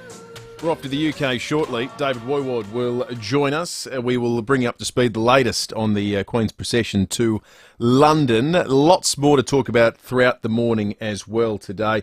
We have, of course, too, and I should have mentioned this perhaps a little bit earlier, another clue for our grand final. I did like this tweet we got, Maddie, yesterday, because we gave the early clue about 6:35-ish yesterday. Maddie said, Steve McCroskey may have picked the wrong week to stop sniffing glue, but I chose the wrong week to stop getting up at 6 a.m. You did, Maddie, and you missed yesterday's clue. There is another one coming. Thankfully, you don't need to have set the alarm for this one because we haven't done it just yet. It will be coming up probably in the next hour, and then there'll be a chance to have a guess and win tickets to the AFL Grand Final a little bit later in the morning. Steve McCroskey. I forgot that was his name. That's Lloyd Bridges' character in Flying High. That is Lloyd Bridges' character in Flying High. Steve McCroskey. Excellent. The Queen's coffin is at rest at St Giles Cathedral. There are tens of thousands of mourners filing past, paying their respects. King Charles, along with Princess Anne and Princes Andrew and Edward, have held a vigil by its side. Earlier, there was a service of reflection in the cathedral after King Charles led a procession along the Royal Mile. He also took some time out to address the Scottish Parliament. My mother felt, as I do, the greatest admiration for the Scottish people, for their magnificent achievements and their indomitable spirit. And it was the greatest comfort for her to know, in turn, the true affection in which she was held. We'll be crossing to Scotland very, very shortly. How good are bagpipes? They get you in the feels, don't they? The moment you hear them, it makes you emotional. It's a stunning instrument. There's been a fatal roo attack in regional Western Australia. A 77-year-old man was killed by a kangaroo. Family members found the man injured on his property near Albany yesterday. The kangaroo was eventually shot because it was stopping paramedics from getting to him. He died at the scene. He'd been keeping the animal as a pet, so this isn't a sort of a normal exchange between human and kangaroo. It'd been kept on the property as a pet. It is the first deadly kangaroo attack in Australia since 1936. They don't happen all that often. Is it that long since someone's been killed by one? Obviously, car accidents are a separate category, but just a conflict between human and roo. 1936 is the last time. I think if you see them in the wild, they're very skittish animals. Like, you stumble across a group of roos, they run off. They don't go you. So the fact that it's a pet is, less sad for him, obviously, but I don't think we need to panic too much. No, there's not going to be a whole series of these coming up. I tell you what, there is a kangaroo that might be in trouble. It's the Qantas one. There is a new marketing campaign out from Virgin Australia called Switcheroo, aiming to poach customers from Qantas. And the timing of this, well, they don't have to have had a crystal ball. I suspect you launch it any day at the moment, and it's going to coincide with delays in a Qantas or Jetstar service. We had very first story this morning in our news headlines. Group of Jetstar passengers that was stuck trying to fly out of Japan to Sydney that had no contact from the airline in 24 hours. That was what they were alleging, which is just an extraordinary failure of not just getting people to where they want to go, but also of customer service. So coinciding with this real period of difficulty for Qantas, Virgin have gone on the attack. This is a really aggressive campaign, Switcheroo. They're going to do things like a gold status match offer. Gold members and above of competitor airline loyalty programs are invited to hop over to Velocity Frequent Flyer to receive their trial membership. So they'll match whatever you're getting elsewhere to get you across. Would they match your existing points?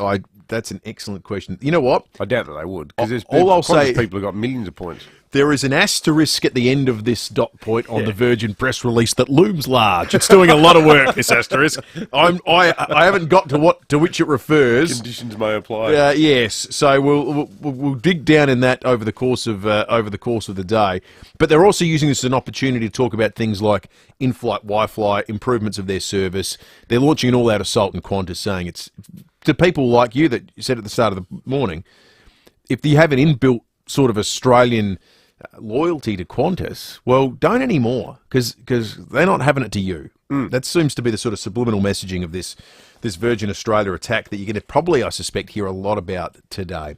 Not sure what airline David Warwood flew to get to Edinburgh, but he's there and he got there, and we're delighted with that. He's there for 7 News covering the procession of the Queen's coffin. David, good morning to you.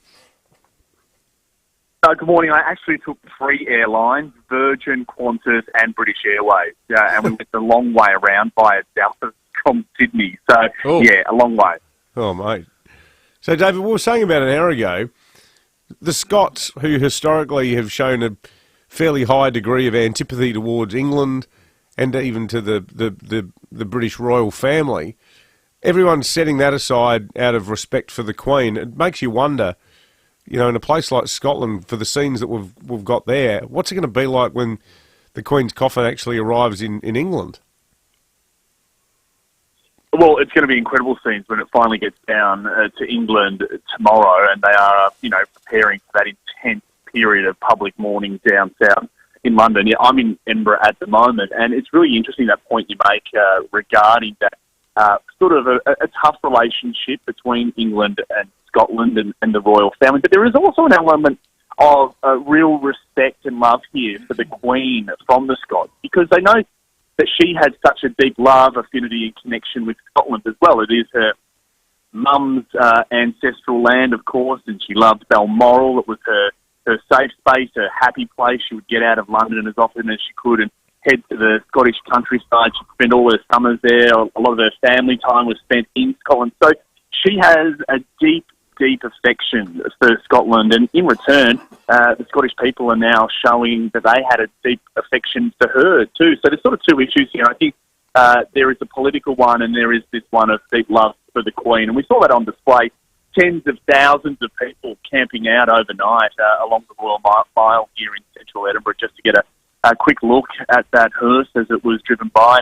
Today, of course, a tough day for the Queen's kids, including the newly proclaimed king. He was there as well. He was joined by his brothers and his sister, and they had that very slow walk from the Palace of Holyrood House through central Edinburgh to St Giles Cathedral. So a very stoic appearance from those senior royals today.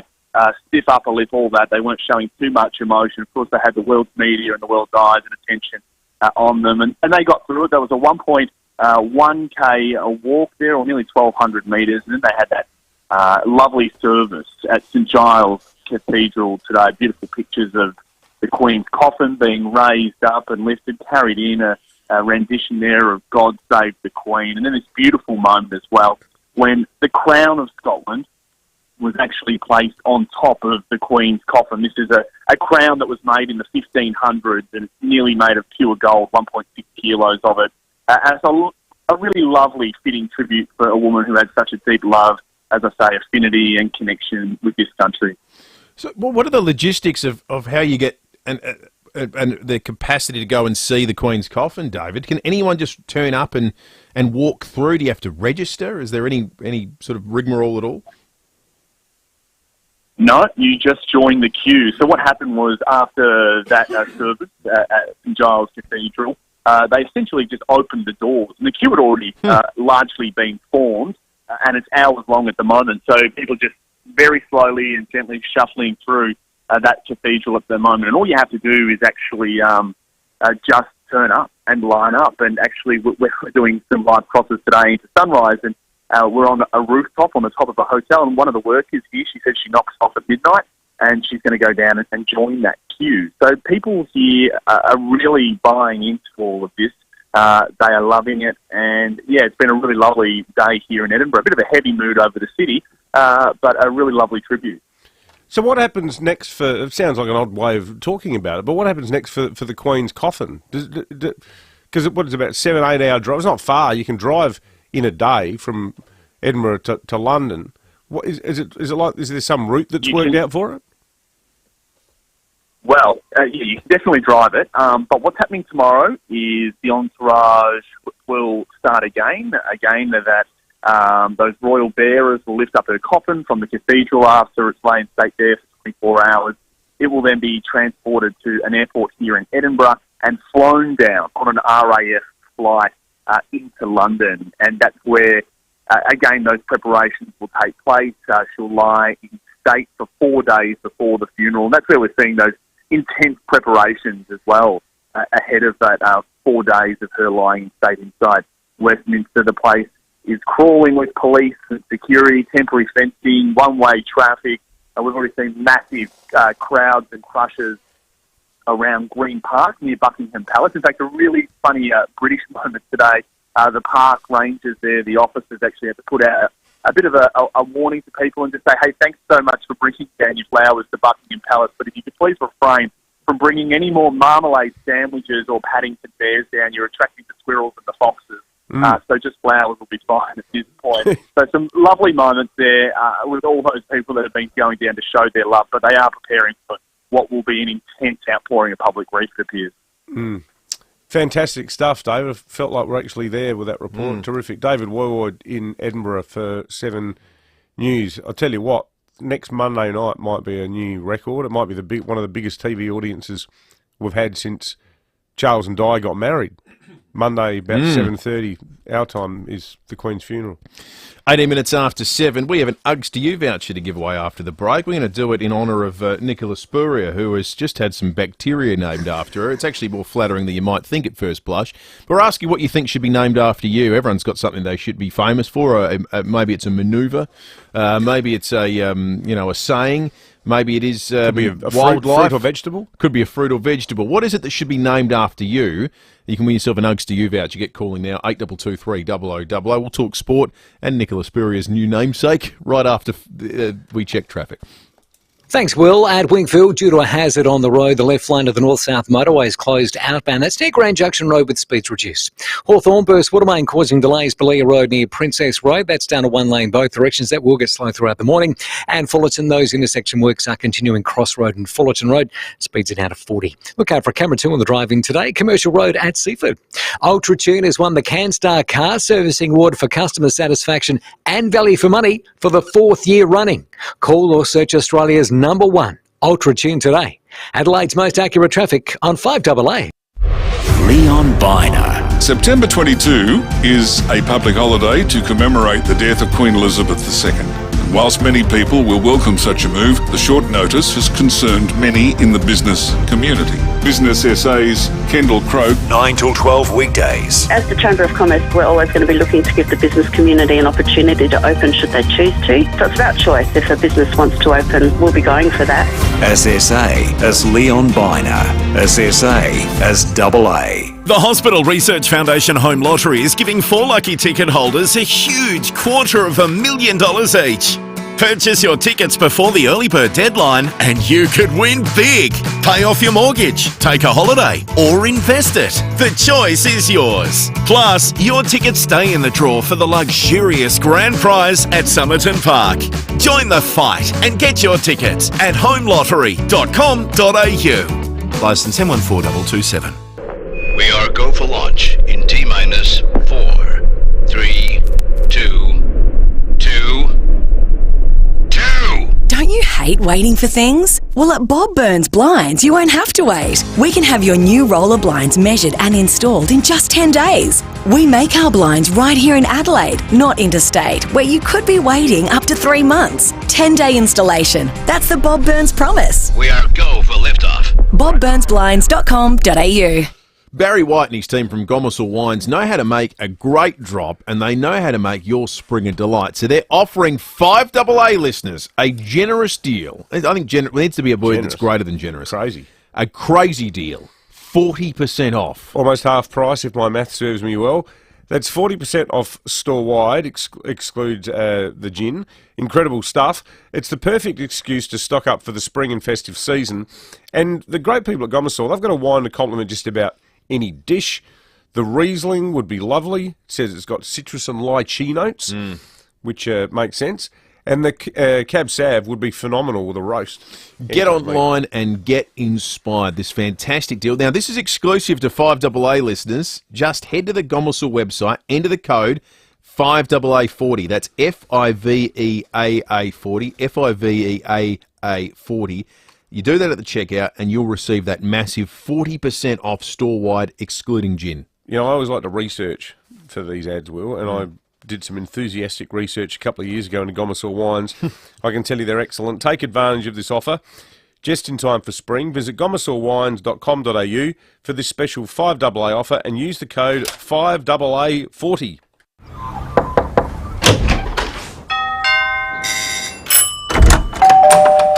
Come on in. We open our doors to people we trust and care about. And for over 85 years, South Australians have been opening their doors to Rest Haven. In turn, we've been opening doors to an easier, better life at home. From personal care to help with the shopping and social outings, you'll welcome the care that Rest Haven brings. 9 News has the experience to break the news. Made in Adelaide for Adelaide. 9 News. Nothing beats a road trip, so before you do the fun stuff, let RAA do the car stuff. Breakfast on 5AA. David Penberthy and Will Goodings. 23 minutes after 7. In about an hour's time, we're going to be speaking with Scott Oliphant, who has named some new bacteria after Professor Nicholas Spurrier. It's bacteria that actually sounds pretty good as far as bacteria goes. Could be used to ferment wine, sourdough bread, and pickled foods. Amongst all bacteria, that's the one you want. It would be called Nicolea spurrieriana. Spurrieriana. It's very hard to say, isn't it? Spurrieriana. That's all right. It's a very nice idea. A tribute to her. They were able to keep doing their research during the period of COVID because of the policies that she championed that allowed things in South Australia to stay open. So we want to ask you for a Uggs to You voucher, $100 Uggs to You voucher. What should be named after you? Scott in Glenunga, good morning. Good morning, guys. I definitely don't want a bacteria named after myself. But because I love dark chocolate, I think dark chocolate, and the darker the better, like 90% or more. Okay, that'd be known as a Scott. Yeah. Yes, that's it. Maybe a certain strain of cocoa bean or something. Oh, yeah. Yeah. I was having a red wine and some Scott from Glenunga. That's right. Scotty Glenungai. Lisa says on the Automasters text line from Happy Valley, given the very large amount of footwear I own, I need shoes to be named after me. Well, shoes are always named after someone, aren't they? They tend to be. Well, you know, Julius Marlowe. You're Lisa from Happy Valley. Was there a Mr. Grosby? There must have been. I reckon there would be. Yeah. Oh, what are you wearing there? Oh, my Lisa from Happy Valleys. Yeah. There, or that's Manolo nice. Blarnick's. He's a bloke, isn't he? Manolo Blarnick. Well, there you go. See? Why not Lisa from Happy Valleys? Tony Bianco says, Lucy. 822300. We've got an Uggs to You voucher to give away. You can text us to on the Automasters text line. Tell us the thing that you should be named after, or the thing that should be named after you, even better.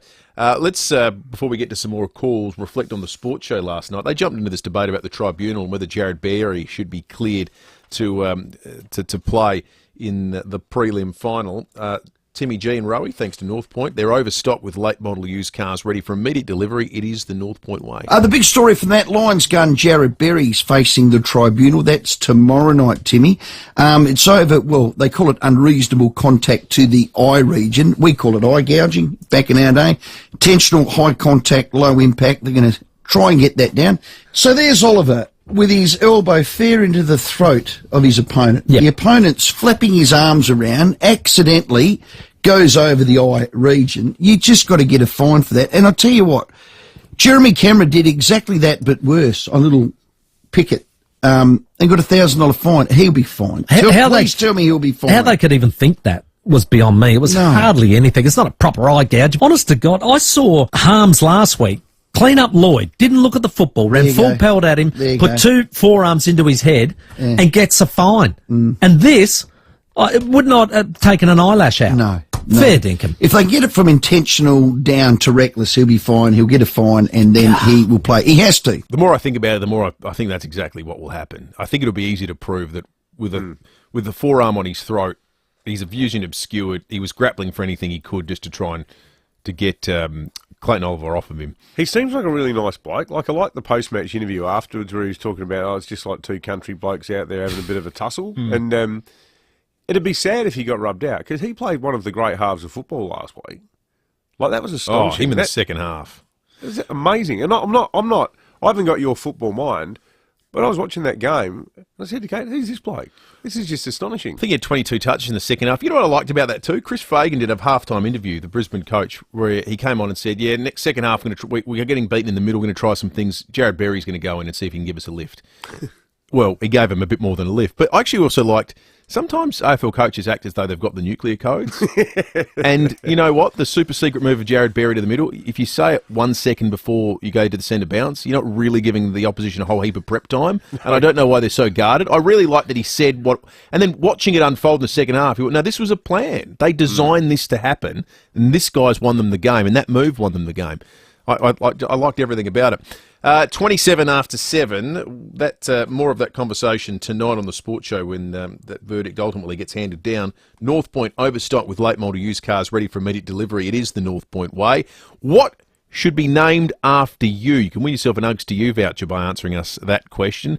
When we come back, Phil Curry in the nation's capital, and we'll tell you about a listener we've got that actually does have something that was named after them. If you've been thinking about a new vehicle...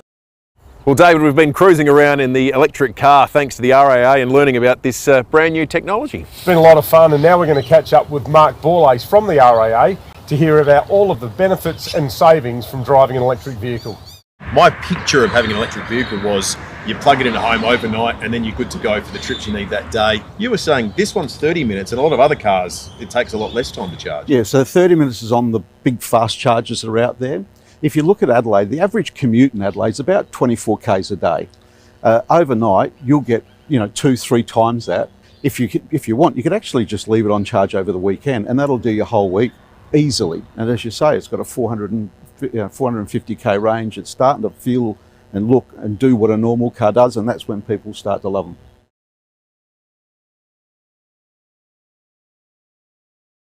.com.au, Adelaide's home renovation experts.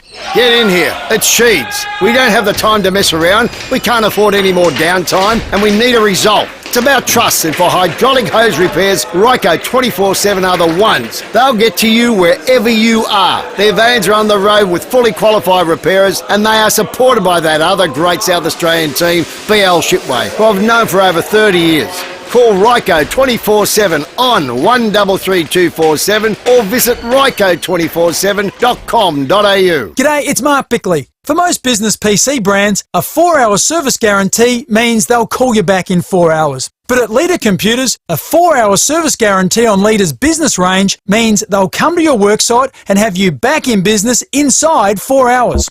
Leader Computers are local, made here in Adelaide with better service, better support and speedy turnaround times. Live life local. Live life Leader. Leader Computers. Find your local dealer at leadersystems.com.au. So you've got a will. That's good. But do you know where it is? Or when it was updated last? Have your circumstances changed?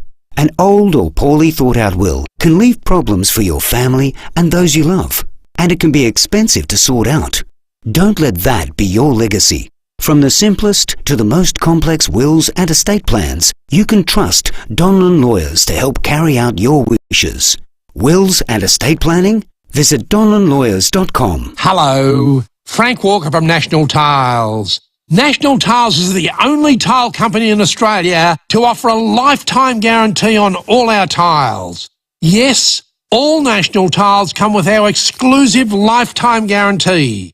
So don't risk it. Insist that your tiles are National Tiles to ensure you're covered by our exclusive lifetime guarantee. National Tiles, Australia's only lifetime guarantee tile company. Conditions apply. 5AA Breakfast is streaming live right now. To watch, simply head online to 5AA Facebook or search 5AA on YouTube. This is Adelaide's 5AA. Partly cloudy and 20 today with the 7:30 news. I'm Mel Usher. The X in Physio Extra stands for X Factor, keeping you on the field during the finals. PhysioExtra.com. It was a sea of people on the Royal Mile in Edinburgh overnight as the Queen's coffin was moved to St Giles Cathedral. Clinton Maynard reports. They came out in their thousands and thousands, packing the length of the cobblestone Royal Mile. In silence, they watched King Charles, Princess Anne, Prince Andrew and Prince Edward walk behind the royal hearse. Once the procession arrived at St Giles Cathedral, there was a solemn service featuring music selected by the Queen. The public has just a day to pay their respects inside the cathedral before the coffin's flown to London. Earlier in the day, the King addressed Parliament in London as well as the Scottish Parliament. He told the sitting he feels the weight of history and has vowed to continue the service of his mother. Prince Harry has released a personal statement thanking his granny for her sound advice and infectious smile. Harry also says he will honour his father as the new king. But there are reports his memoir will still be published in the coming months. Australia may be top of the itinerary when the new king makes his first trip abroad. Lara Vella has more. While official details are yet to be confirmed, royal rumours suggest when King Charles embarks on a royal tour, Australia will be one of the first stops. The visit could include Sydney to mark the bicentenary of the New South Wales Legislative Council and would be in addition to a trip down under for the 2026 Commonwealth Games in Victoria. Meanwhile, an upcoming visit by the Prince and Princess of Wales, William and Catherine, may also be scheduled after the couple cancelled their 2020 trip to bushfire-affected areas due to COVID.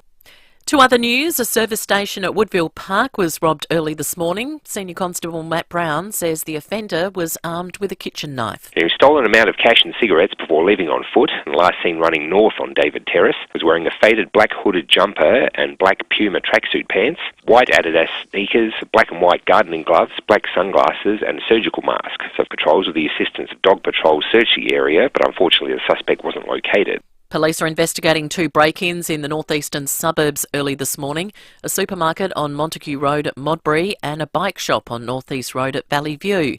Police are looking into possible links between the two robberies. A new bacteria has been named after SA's Chief Public Health Officer, Professor Nicholas Spurrier, and the Emmys will be handed out in Los Angeles later today.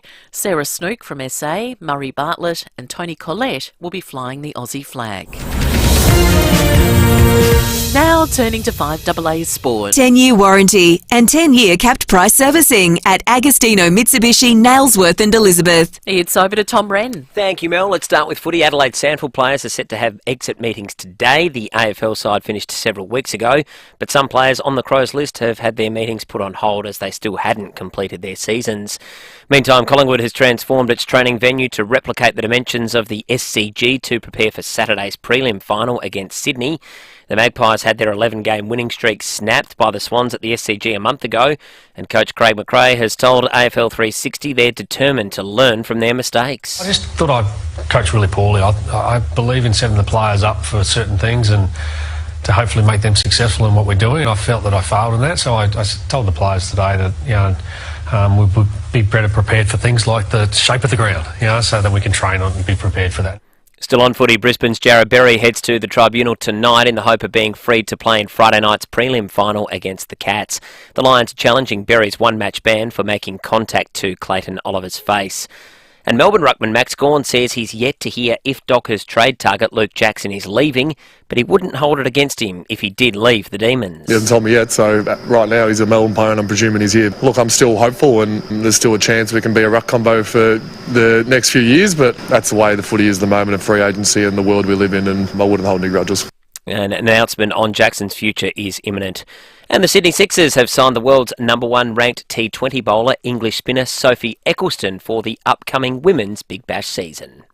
And that's the 5AA Sport. Now checking 5AA traffic. At Wingfield, due to hazard on the road, the left lane of the north-south motorway is closed outbound. That's near Grand Junction Road. Speed's reduced and slow going at the moment. Hawthorn, you'll find a burst water main causing delays. Belia Road near Princess Road, that's also down to one lane. And Fullerton, the intersection works are continuing on Cross Road at Fullerton Road. Camera-wise, got one Hallett Road, Erindale, and look out for another one, Robe Terrace at North Adelaide. Journey to Middle-earth with the brand new series, The Lord of the Rings, The Rings of Power. Watch now on Prime Video. Start your 30-day free trial with Prime Video today. Adelaide's most accurate traffic on 5AA. Now the 5AA forecast. Buy an orthopedic model queen-size mattress for only $999 at Elite Bedding, South Road, Edwardstown. 20 degrees for your Tuesday and partly cloudy. Showers and a possible storm tomorrow, 21. Then showers on Thursday, 16. Right now it's 13 degrees. More news as it happens on 5AA. Nothing beats a road trip, so before you do the fun stuff, let RAA do the car stuff. Breakfast on 5AA. David Penberthy and Will Goodings. Got a $100 Uggs Deer voucher to give away. Having a bit of fun with this Nicola Sperry being named after a bacteria, asking you what you should be named after. We have a listener that was quite seriously named, had something named after her. Kay says, just a little thing, in that classic Australian way that it's not a little thing. Kay says, Mike Tyler named a frog fossil species after me because I occasionally helped him with some scientific work. It was always fun to work with him. Mike Tyler, is he a frog guy? Must be, or a fossil guy. What's a frog expert called? Sapologist? Well, we'll check that out. I'm looking at Lucy. Every time I say something, she just finds the answer within seconds. It's extraordinary. Kay may well be able to answer that question. Mark says a mark because I accidentally... leave marks on roundabouts. Leave marks on roundabouts. Okay, I understand it. Right. This one is from someone who says a type of glare. They should have a type of glare named after them. I was known for my glare when I was working by the nurses. If they hadn't done their work properly, my Irish stubbornness was when I go for a coffee or lunch and I insist I pay, as I just like the company or standing up for my beliefs. Thank you for that one. Herpetologist. Dave says, boys, to celebrate getting one up on the wife in the kitchen, I'd like mashed potatoes renamed Dave's Smashed Potato. Ultimately smooth and silky, one thing the kids like better than mums. Thank you, Dave. Lots of food-related ones. Kay's Cracker Keen's Curry. Kay thinks it'll sell like hotcakes, makes a mean curry. Sickies should be called Nicholas's, according to Nicholas. I can't imagine why. John in Normanville says, given that I find catching fish to be a myth, I offer Pisces John Loose Linus, which is loose lines. Loose lines, yeah. That's the as opposed to tight lines. Someone suggested a frog expert is actually known as a Freddo. Phil Curry is a political expert in the nation's capital, albeit it probably feels like being more of a royal expert at the moment. Phil, good morning to you. Morning, fellas. How are you? Yeah, we're good, thanks, Phil. You've taken on a bit of a vice-regal role in the last few days, but it's sort of nothing else going on. Yeah, well, exactly. It's sort of sucked the life out of everything, but. It's created some havoc with the parliamentary schedule, albeit, as the Prime Minister said, one that he's duty-bound by tradition to observe. Yeah, we're all sort of trapped in this vortex at the moment, and no one knows who created it. There's been, long-standing protocols of what would happen in all the Commonwealth countries when the Queen finally died, and they sort of got updated and changed over the years. But as soon as the news was confirmed last Friday morning, these magic instructions appeared. And to be honest, the Prime Minister actually has no idea who wrote them or who's responsible for them. They've just sort of developed over the decades, but it's throwing the whole place out of whack. They had to cancel this week. We were supposed to be a full sitting week of Parliament with a really busy agenda, and that's all been cancelled. And then obviously the PM's got to go to London next week for the funeral, and then there's a public holiday, which everyone seems to be angry about, next week for the National Day of Mourning. Businesses are complaining and so forth. So it's just, it's just put the whole place out of whack. But I guess, it's as the Prime Minister keeps explaining, it only happens hasn't happened for 70 years, so we should be able to absorb it. But it does disrupt things quite a bit. We've seen, Phil, some pretty outrageous calls from people on the extremes of politics, like Adam Bant, sort of straight out of the blocks Friday morning, only hours after the Queen had died, calling for a republic and a treaty, and other Green senators making similar remarks. The Prime Minister, though, he seems to be trying really hard to knock all of that on the head, doesn't he? Yeah, look, Dave, it's inevitable. It was always inevitable that once the Queen, left the throne, once she died or stepped aside, that the Republic debate would reignite. And even, ardent Republicans over the years, like Malcolm Turnbull and others, said there was no point revisiting it until the Queen had moved on. But there's that, but there's also good taste. She hadn't even been buried yet. So Albanese's Albanese's got a couple of problems. He's a strident Republican. I mean, the Labor Party is very pro-Republic, and this does present an opportunity. But his view is if you push it too early, you're just going to do the cause more bad than good. You're just going to aggravate people, and for the reasons the Greens did. Just be a bit respectful about it. Wait till the Queen is buried and it's all over, and then we can sort of talk about it. You'd also kill off any chance the Voice had of succeeding, wouldn't you? That's the other problem. He's fully committed to the Voice referendum this term, and his belief is you can only cope with one referendum per term of Parliament.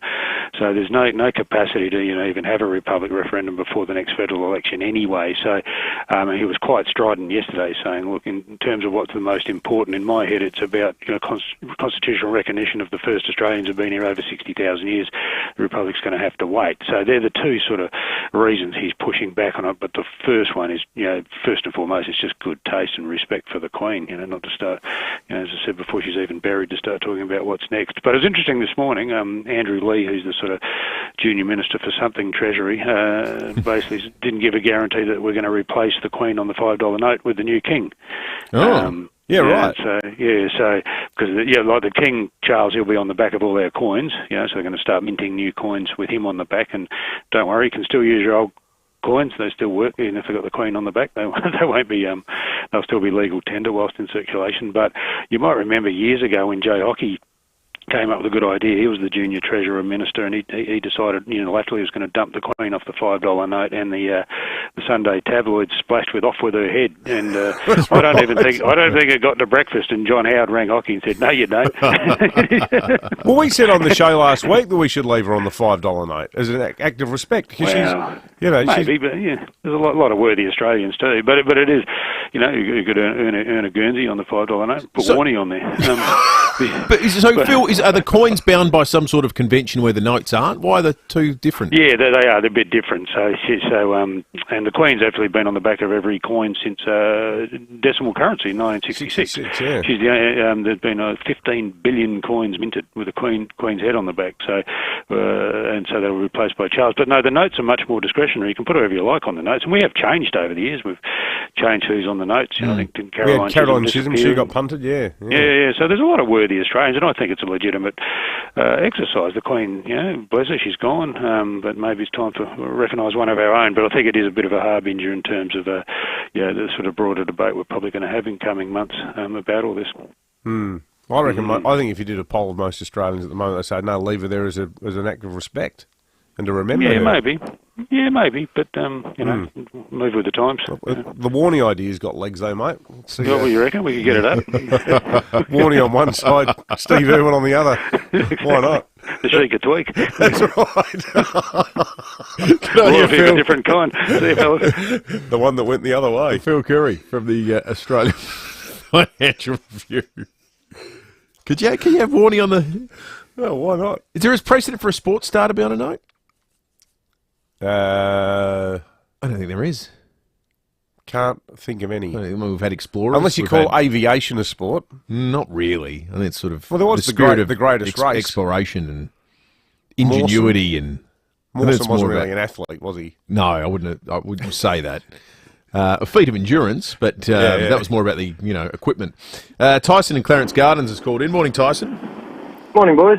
The lowest denomination note was always royalty. Remember the old $1 that had her face on it? We got rid of that. Then we had the 2 that got rid of that. Now we got the 5. Yeah, of course. So it will be replaced by Charles. Yeah. Well, if they follow that protocol. Well, unless Andrew Lee gets his way. Nah. Where's Andrew Lee when he's at home? Well, never heard of him until you mentioned him then. Still didn't even know what portfolio he held. I think off the top of my head, he was an economist. He's a sort of academic economist, Andrew Lee. Yeah, well, you know. But I wonder who should be who should be on the $5 note. So Phil's put up the Sheik of Tweak. I'm dying in a ditch for the Queen to stay there. Yeah, I think so too. But if let's broaden the conversation out. There might be maybe there's an obvious one we're not thinking about. 8223 or text us on the Automasters text line. Bob in Cheltenham has got an idea for something that should be named after him. Bob, good morning to you. Good morning, guys. It's not should be, it has been. The country of Ireland. Named after you, Bob. It's a joke, George. I'm guessing you're either Bob Ireland or I've been pronouncing Ireland wrong all these years. You're right the first time. Okay, Bob, good on you. Thank you. Terrific. 8223 You can text us on the Automasters text line as well. Or if you'd like you change your pace, tell us who you should be on the $5 note if it's going to be changed. Let's presume there is a deal of sentiment for the Queen, but if in the event that it's going to be changed, who should it be? Let us know. 8223 'Cause there's one day in September we want to remember.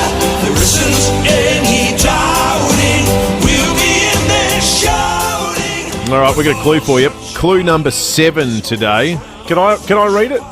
Can I open the envelope? I don't see why not. Thank you, Sam. Sam's just brought it in. So it's not just the tickets to the GF, it is flights and accommodation. There's an AFL player looking after them for us. The first person to get it will win the whole package. This is an AFL authorised GF promotion, GFAFL 22/106. Don't call now because you're not going to be guessing right now. This is a clue to give you some thought time. We thought we'd separate the clue and the guess a little bit because sometimes people get caught up in the moment and we'll say a clue and they'll say someone it clearly can't be because they haven't had any think time. So there's a bit of think time built into this. I've seen the clue. I've got it out of the envelope. Can I say it yet? Yeah, I think you can say something. This strikes me as a massive arrow pointing at the correct answer, potentially.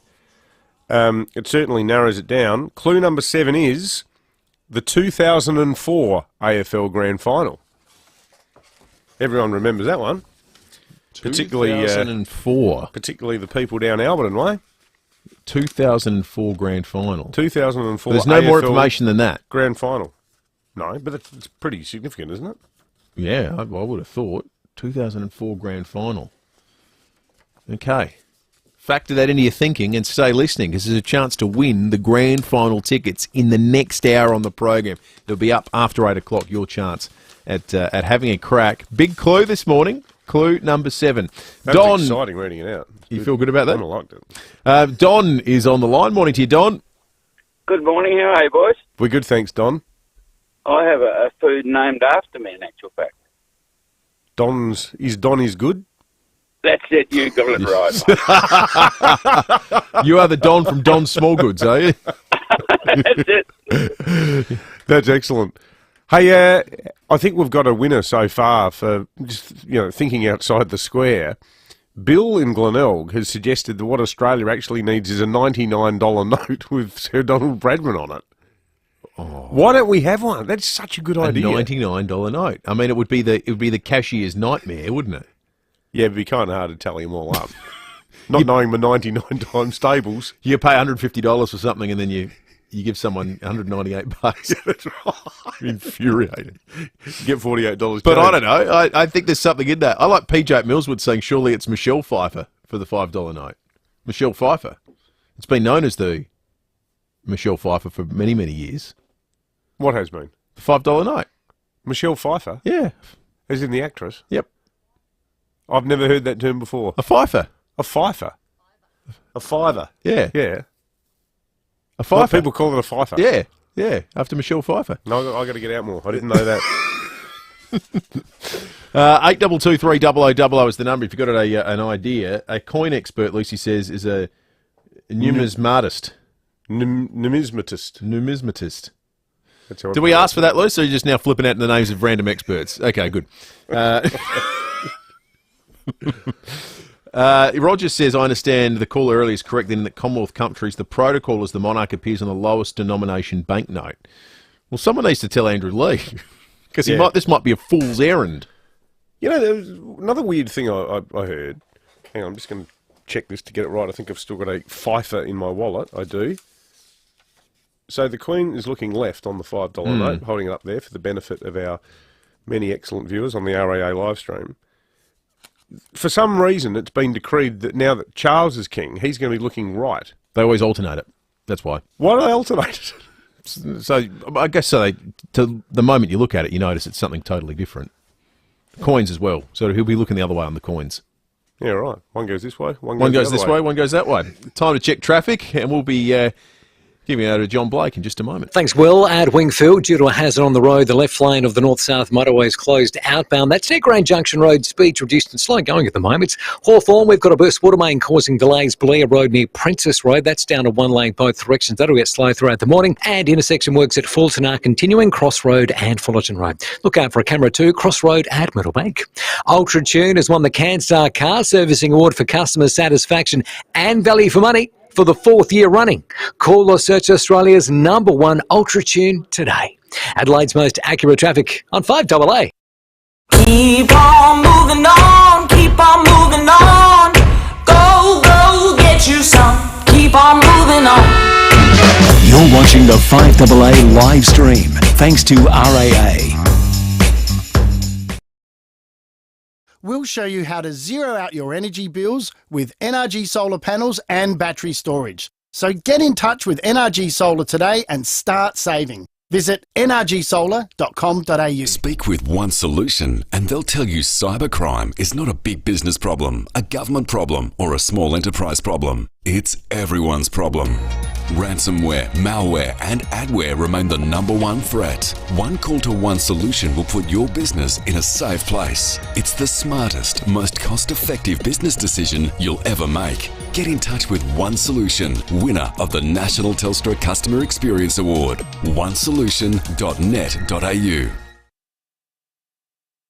Well, there's been plenty of talk about interest rate rises having an impact on the real estate market, but there's still a lot of buyers out there keen to find the perfect home. And Adelaide's become a national property hotspot, with home values here outpacing every other capital city.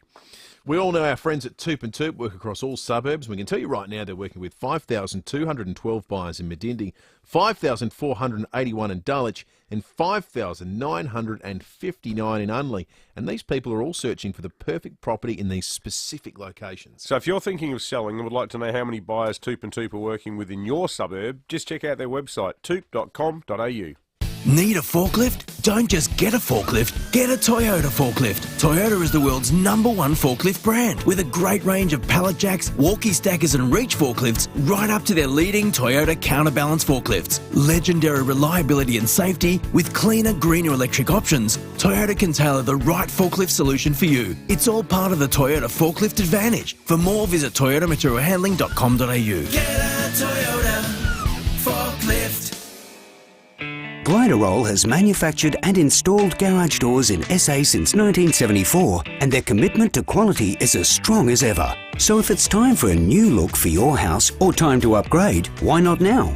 Order a new roller door, sectional door or customer designer door with operator by September 30th and you'll receive a free premium operator upgrade and 2 bonus handsets. For a free measure and quote and helpful advice, search Gliderol today. Retail customers only, T's and C's apply. 5AA Breakfast is streaming live right now. To watch, simply head online to 5AA Facebook or search 5AA on YouTube. Nothing beats a road trip, so before you do the fun stuff, let RAA do the car stuff. Breakfast on 5AA, David Penberthy and Will Goodings. 6 to 8, John Blake in a moment. All this week we're celebrating the winners of our Healthcare Heroes promotion thanks to Avanti Care. Today we're celebrating Healthcare hero Lynette Klomp. Today we're visiting our winner in the aged care category. Her name is Lynette Klomp and she is the resident and staff liaison person at All Care Aged Care, the Vales, Morford Vale. Huge title there.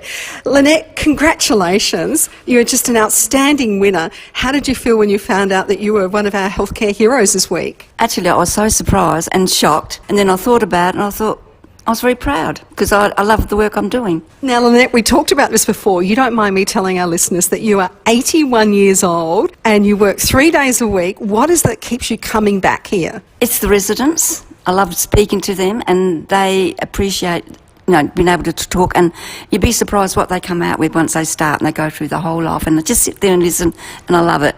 Now, one of the jobs that you're quite famous for is the barbecue a couple of times a month. Tell me about that. Every fortnight we have a barbecue on a Thursday, and before it even comes up, residents ask me, when's the barbecue, when's the barbecue?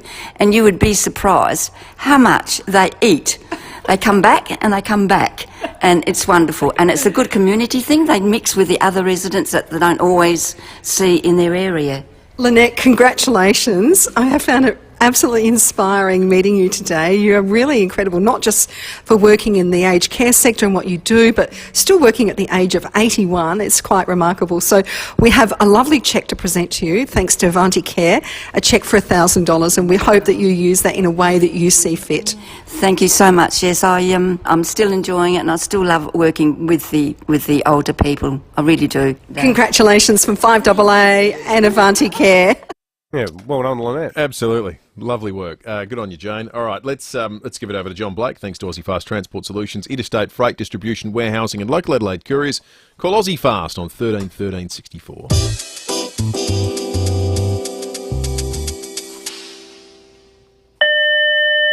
Morning, Steph. Good morning, Premier. Tom Coutson-Tonus is here to see you. I told him you weren't in. I knew that was a lie. It wasn't a lie, Tom. When you got here, I wasn't in. He arrived at 6:30 this morning, Premier, and he's been here ever since. Yeah, I know, Steph. Send him in. Well, forgive me for being enthusiastic. You can go. Come in, Tom. I don't have to come in and see you. I can stay in my office, you know.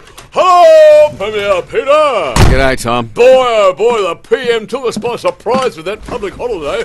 Yeah, well. So have you made a decision about shops opening? Well, I think we'll give out exemptions so that shops that want to open can, and those that don't want to open don't have to. But can I just say, what? Isn't that the very argument for total deregulation of shopping hours? Well, no. One of their arguments has always been, well, if you don't want to open, then don't open. I know, but we keep telling them that it's not fair, because if your competitor opens, then it forces you to open as well, and then you miss out on the holiday, you have to employ people and pay them extra, and that'll ruin small business. But this is a one-off holiday, so... I know, but my constituents are saying, if it's good enough for a one-off, then what's the problem with doing it all the time? Yeah, well... And I don't know what to tell them. The problem is that... We want to ruin small business a little bit at a time? Or no. We want to do them in slowly? No, we don't. You know, when people give me good reasons why we should deregulate shopping hours, I find the best defence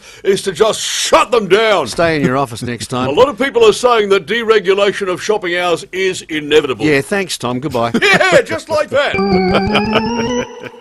Getting close to the 8 o'clock news, we might get some clarity around the future of the currency this morning. At 10 o'clock today, the aforementioned Andrew Lee, Assistant Minister for Competition, Charities and Treasuries, will front a press conference with the CEO of the Royal Australian Mint, Lee Gordon, on future arrangements for Australian coins following the passing of Her Majesty Queen Elizabeth II. So 9:30 our time today, I suspect, we'll know a little bit more what our currency is going to look like. 5AA News on the way, breaking at 8 shortly thereafter. There are some promises we just can't keep. Like, one day we'll take the whole family to Disneyland. Or, I'll definitely start my fitness regime tomorrow. At Bob Burns Blinds, we have a promise we always keep. It's our 10-day installation promise. Unlike others, our quality roller blinds are made right here in SA, not interstate. So instead of waiting 3 months or more for your roller blinds, we'll do it in 10 days. And that's a promise. bobburnsblinds.com.au. If you're due for a service, here's a little reminder of what you get at Mawson Lakes Mazda. Sure, your car gets state-of-the-art servicing by top-trained mechanics. But what do you get? Try next day servicing, complimentary loan car, vacuum and wash. Oh, and your breakfast or lunch is on us. At Mawson Lakes Mazda, we know that to be the best, we've got to look after your car and look after you. Mawson Lakes Mazda, just a short drive from the city. City Discount Tires. For the best advice and price on tyres and mechanical, see City Discount Tyres. With local deals on the world's biggest and best brands in tyres, wheels, suspension and parts for four-wheel drive, SUVs and passenger cars. Finance available. Find your nearest dealer at citydiscounttyres.com.au. We're driven by value. City Discount Tires. We're for helping you combat the cost of living. So pick up The Advertiser for your exclusive September daily deals at Coles. Don't miss today's chance to save with Coles and The Advertiser. 9 News has the experience to break the news. Made in Adelaide for Adelaide. 9 News. Online, on DAB Digital Radio and on 1395 AM. Talking Adelaide. This is Adelaide's 5AA. Partly cloudy and 20 today with the 8 o'clock news. I'm Mel Usher. The X in Physio Extra stands for X Factor, keeping you on the field during the finals. PhysioExtra.com. There have been tears as Scots file past the Queen's coffin in an historic cathedral in Edinburgh. Mourners are paying their respects at St Giles. Elizabeth II was the greatest person in the modern history. My condolences to the royal family. I felt a lot more emotional than I realised I thought it would be, and I thought it was a beautiful moment. Just all of the family walking together. Special to see them. Before travelling to Edinburgh overnight, King Charles addressed Parliament for the first time since the Queen's death. The new monarch telling Westminster he feels the gravity of the situation and plans to lead using Her Majesty's example. I cannot help but feel the weight of history which surrounds us and which reminds us of the vital parliamentary traditions to which members of both houses dedicate yourselves. And the floral tributes for the Queen continue to build in London. Correspondent Adam Gilchrist says it's not just flowers being left as the people remember Her Majesty. Paddington bears, as in little stuffed toys, and marmalade sandwiches in sandwich bags are being left because of the Queen's Paddington Bear appearance for her Platinum Jubilee. It is just adorable. The Prime Minister maintains it is the right decision to mark the Queen's death with a one-off public holiday next Thursday. A national day of mourning will be held after Anthony Albanese and the Governor-General return from Her Majesty's funeral in London. But some retailers and doctors argue the last-minute nature of the public holiday adds to complications. The PM says there shouldn't be a problem. This isn't a declaration that no one's allowed to do anything on Thursday the 22nd of September. What it is a declaration agreed to by myself and every Premier and Chief Minister that Thursday the 22nd of September should be a national day of mourning. To other news, 2 shops were broken into in the northeastern suburbs overnight. Police were called to a shopping centre on Montague Road at Modbury just after 2 a.m. after a supermarket was hit. The suspects left in a black Jeep station wagon. Senior Constable Matt Brown says a bicycle store on Northeast Road at Valley View was also robbed. A witness saw the premises had been broken into and 3 bikes had been stolen from inside. Now, it's not known at what time the break-in occurred, but police are investigating possible links between this one and the one at the supermarket. A man armed with a kitchen knife and wearing gardening gloves robbed a service station at Woodville Park early this morning. He stole an amount of cash and cigarettes before fleeing on foot.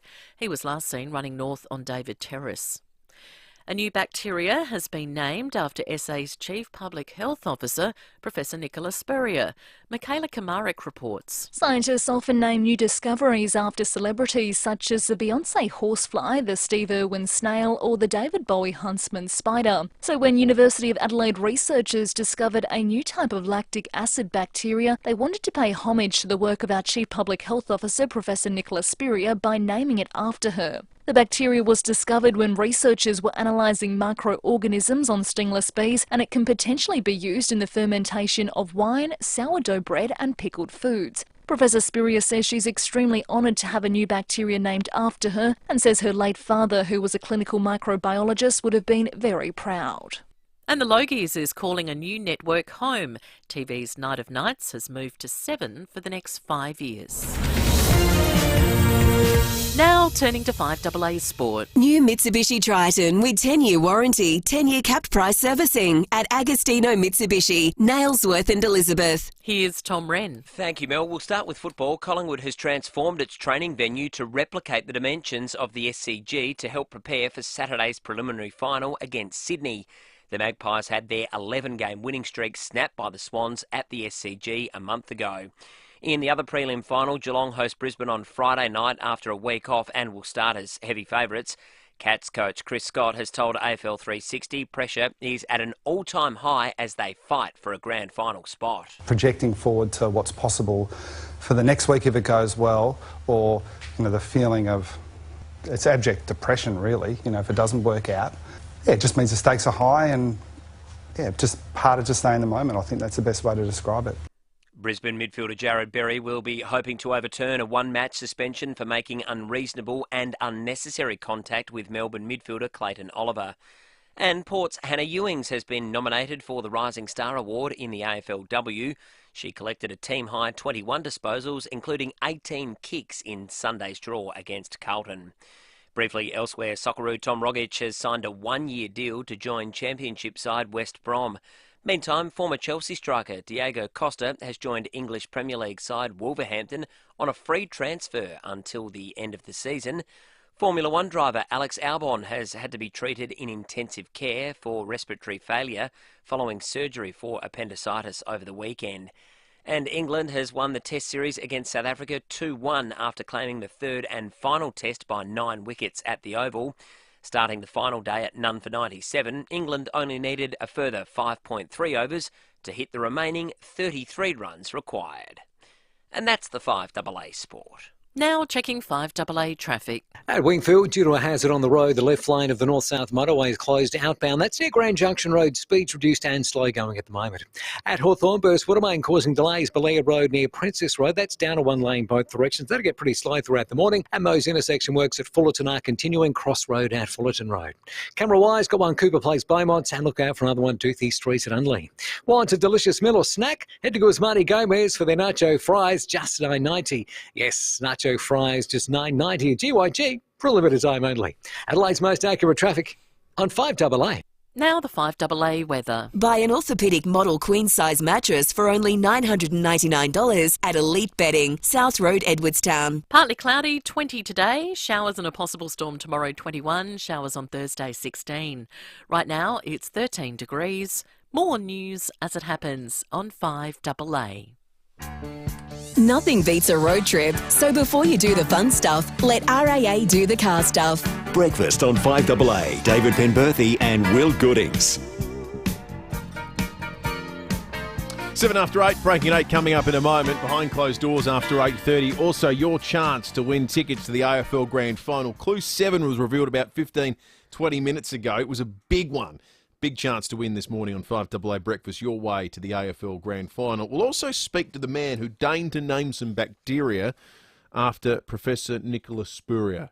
A mark of flattery, more so than it might sound at first blush. That's ahead. Right now, it's time for Breaking at 8.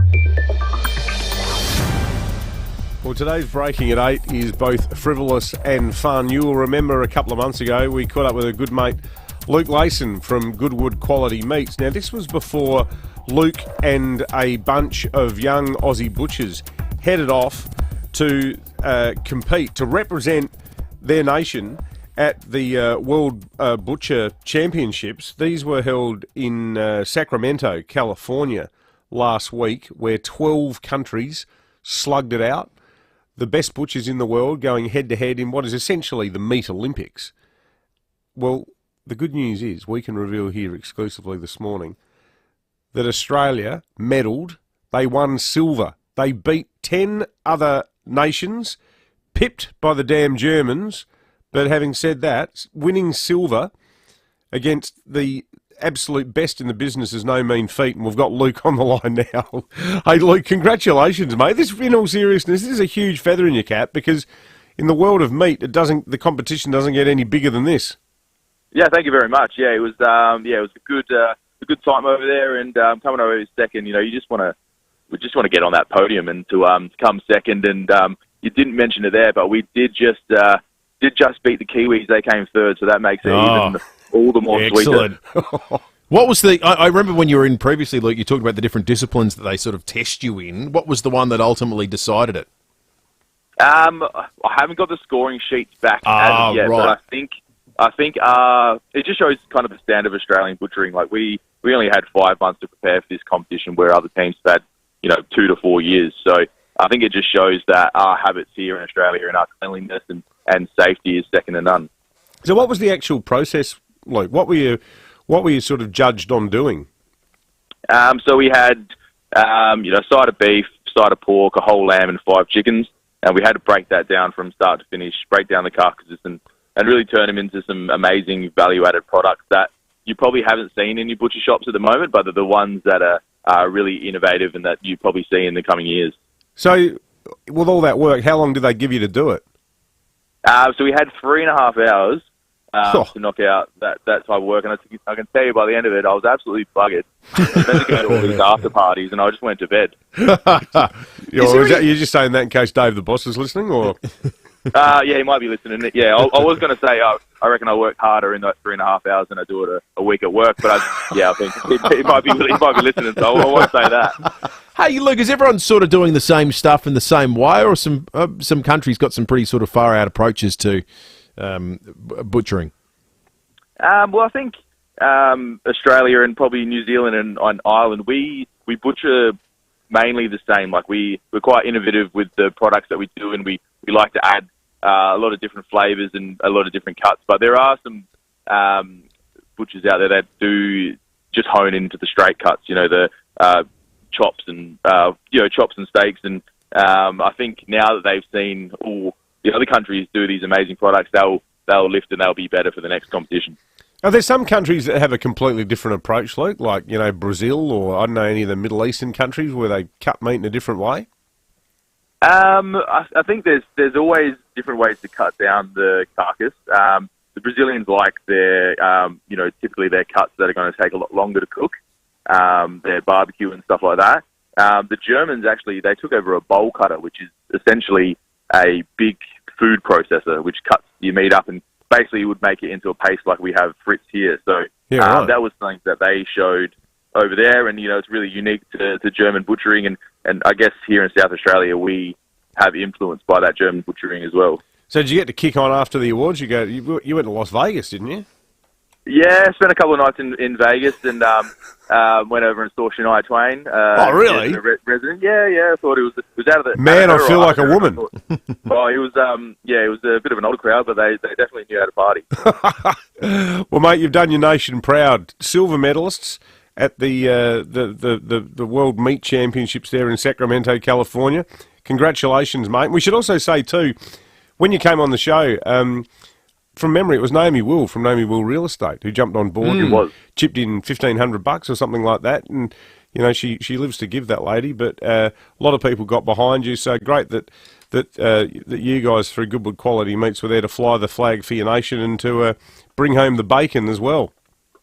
Thank you very much. And you did right there with Naomi Will's donating there. It was kind of, helped us get over there. We wouldn't have been able to get over there without people like her. Yeah, good on you, Luke. We'll see you soon, mate. Thank you and well done. Beautiful, thank you. Now, we should clarify too, we've had a lot of feedback on the Automasters text line from enthusiastic local cricketers about the term Michelle Pfeiffer. A Pfeiffer is 5'4". Fifer. Yeah, like 5 for 32. Pfeiffer. Yeah, so that's where the impetus for the... apparently Kerry O'Keefe coined the term. That sounds about right. Yeah. All right. Pfeiffer. Let's get to some of the other stories knocking around this morning. The Prime Minister, Anthony Albanese, has been on 2GB with Ben Fordham amid talks that King Charles III will soon travel to Australia. King Charles will have a standing invitation to come to Australia as our head of state.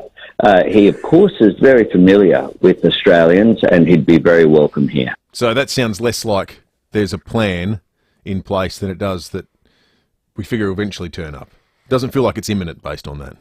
Well, I don't know. I think there's every chance it could happen. It could, within the next 6 months. He said the way he said standing invitation didn't sound like as though, well, yeah, something's happening sometime soon, or that maybe there's a royal protocol to how you announce these things. Maybe the Prime Minister doesn't announce them. Maybe they have to be announced from Buckingham.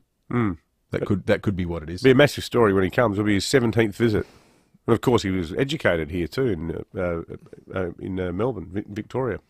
The Grand Final entertainment's headlined this year by Robbie Williams, but he's asking for some help. Don't mind doing it for the kids. He's asked Kylie Minogue to help him out, which would kick it to into another sphere. Of course, they've collaborated previously. This is a good song and a good video too. It's a good live performer, Robbie Williams, as well. Sort of the right... Oh, yeah. The right style of performance of the Grand Final day. So that'd be exciting. It feels like there's about 19 different people performing at the AFL Grand Final this year. We had the secondary list that we spoke about the other day. I read there was about 5 bands announced that day. So it's becoming, it sounds like it's going to be one hell of a spectacle this year back at the MCG. So Robbie Williams asking Kylie Minogue to get on board and be part of it. Tell you what, folks, if you want to get along, clue number 7, I have the envelope here. When are we going to do the guessing? We've already done the clue. Yeah, we haven't done the guessing. No, that's right. It's coming up soon because we're in the middle of just doing the news. Right. Now, the other thing... Same time every day. Well, it's not my fault that I'm just, not paying attention and stuff. That's just like your opinion, man. Hey, the 63rd Logies have been announced this morning. They're going to take place on the 18th of June next year. Channel 7 has got the rights. Here's a famous Logies moment in history. Joe Buckner you're talking about. That's right. Well, he and I are real good friends. I'd like you and me to be real good friends too. You're not as dumb as you look. Yeah, fairly one of a couple of infamous exchanges between Bert and Muhammad Ali at the Logies. Bert showing limited knowledge of the history of slavery. Some of his banter. Muhammad Ali was a good sport. Oh, was in he that ever? moment? Yeah, that was an extraordinary moment of television. It could have been far more awkward. Yeah. If Muhammad Ali wanted it to be. Yeah. But that was... He cut him some slack. He did. He cut him some slack.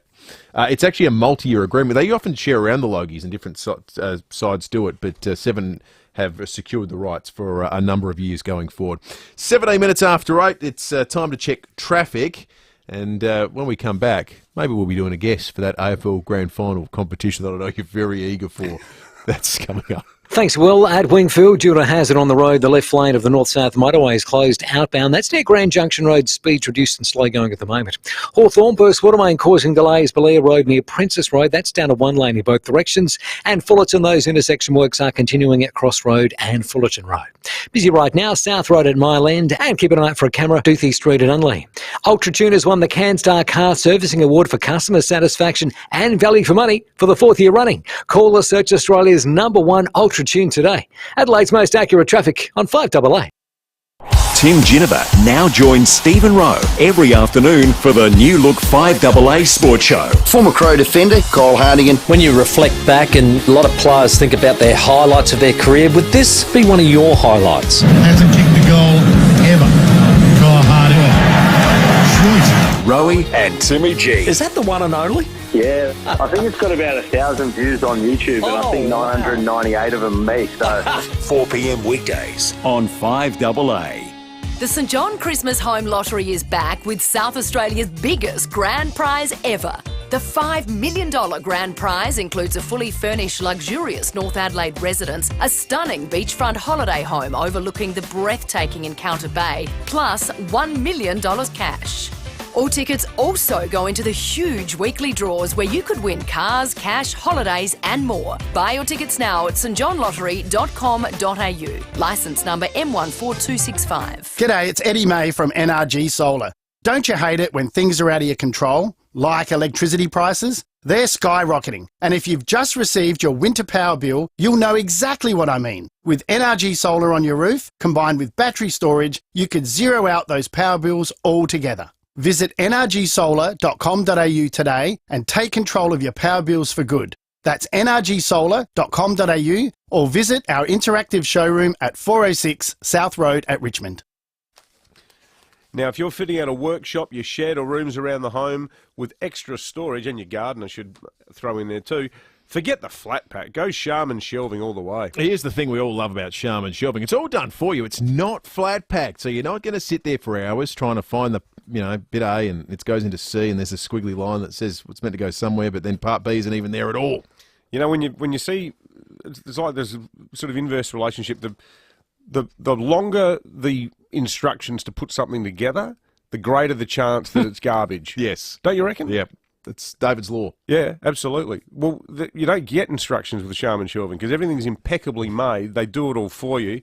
And look, everything about the service is terrific. They'll come out to your place or your business. They'll give you a free measure and quote. And then if they do need to assemble it, mine was already made, but they will deliver and assemble it all for you. And the thing is, they don't just make stuff for people that don't know what they're doing. They make a hell of a lot of stuff for people who are experts in the trade too. So if you're someone who does want to do it yourself and put it together and have a crack at a Sharman Shelf, they're more than happy to help you out on that front. These guys used to make cars, and you look at the way these things are built and you go, well, that's going to last me like generations. When it comes to storage solutions, everyone needs a little Sharman in their life. 412 North East Road, Windsor Gardens. We love them. sharmanshelving.com.au or take a look on Facebook. Jason Clark from Simons Clark Logistics talks about One Solution and how they streamlined his business. We were lacking an integrated approach to our IT. We needed support and to future-proof our business. Security was also a concern for us. One Solution assessed and designed a new reliable, failure-safe solution for our business. Combined with the local help desk, IT support at Simons Clark is now in a great position for the future. Visit onesolution.net.au, winner of the National Telstra Customer Experience Award. You can do just about anything online. Buy a couch, find the love of your life, enter the cryptocurrency market. But there's one thing so important that you should never do online, and that's your will. From the simplest to the most complex wills and estate plans, Donlan Lawyers can answer your questions and help carry out your wishes. The sort of thing you just can't do with an online will. Visit donlanlawyers.com and organise an appointment today. That's donlanlawyers.com.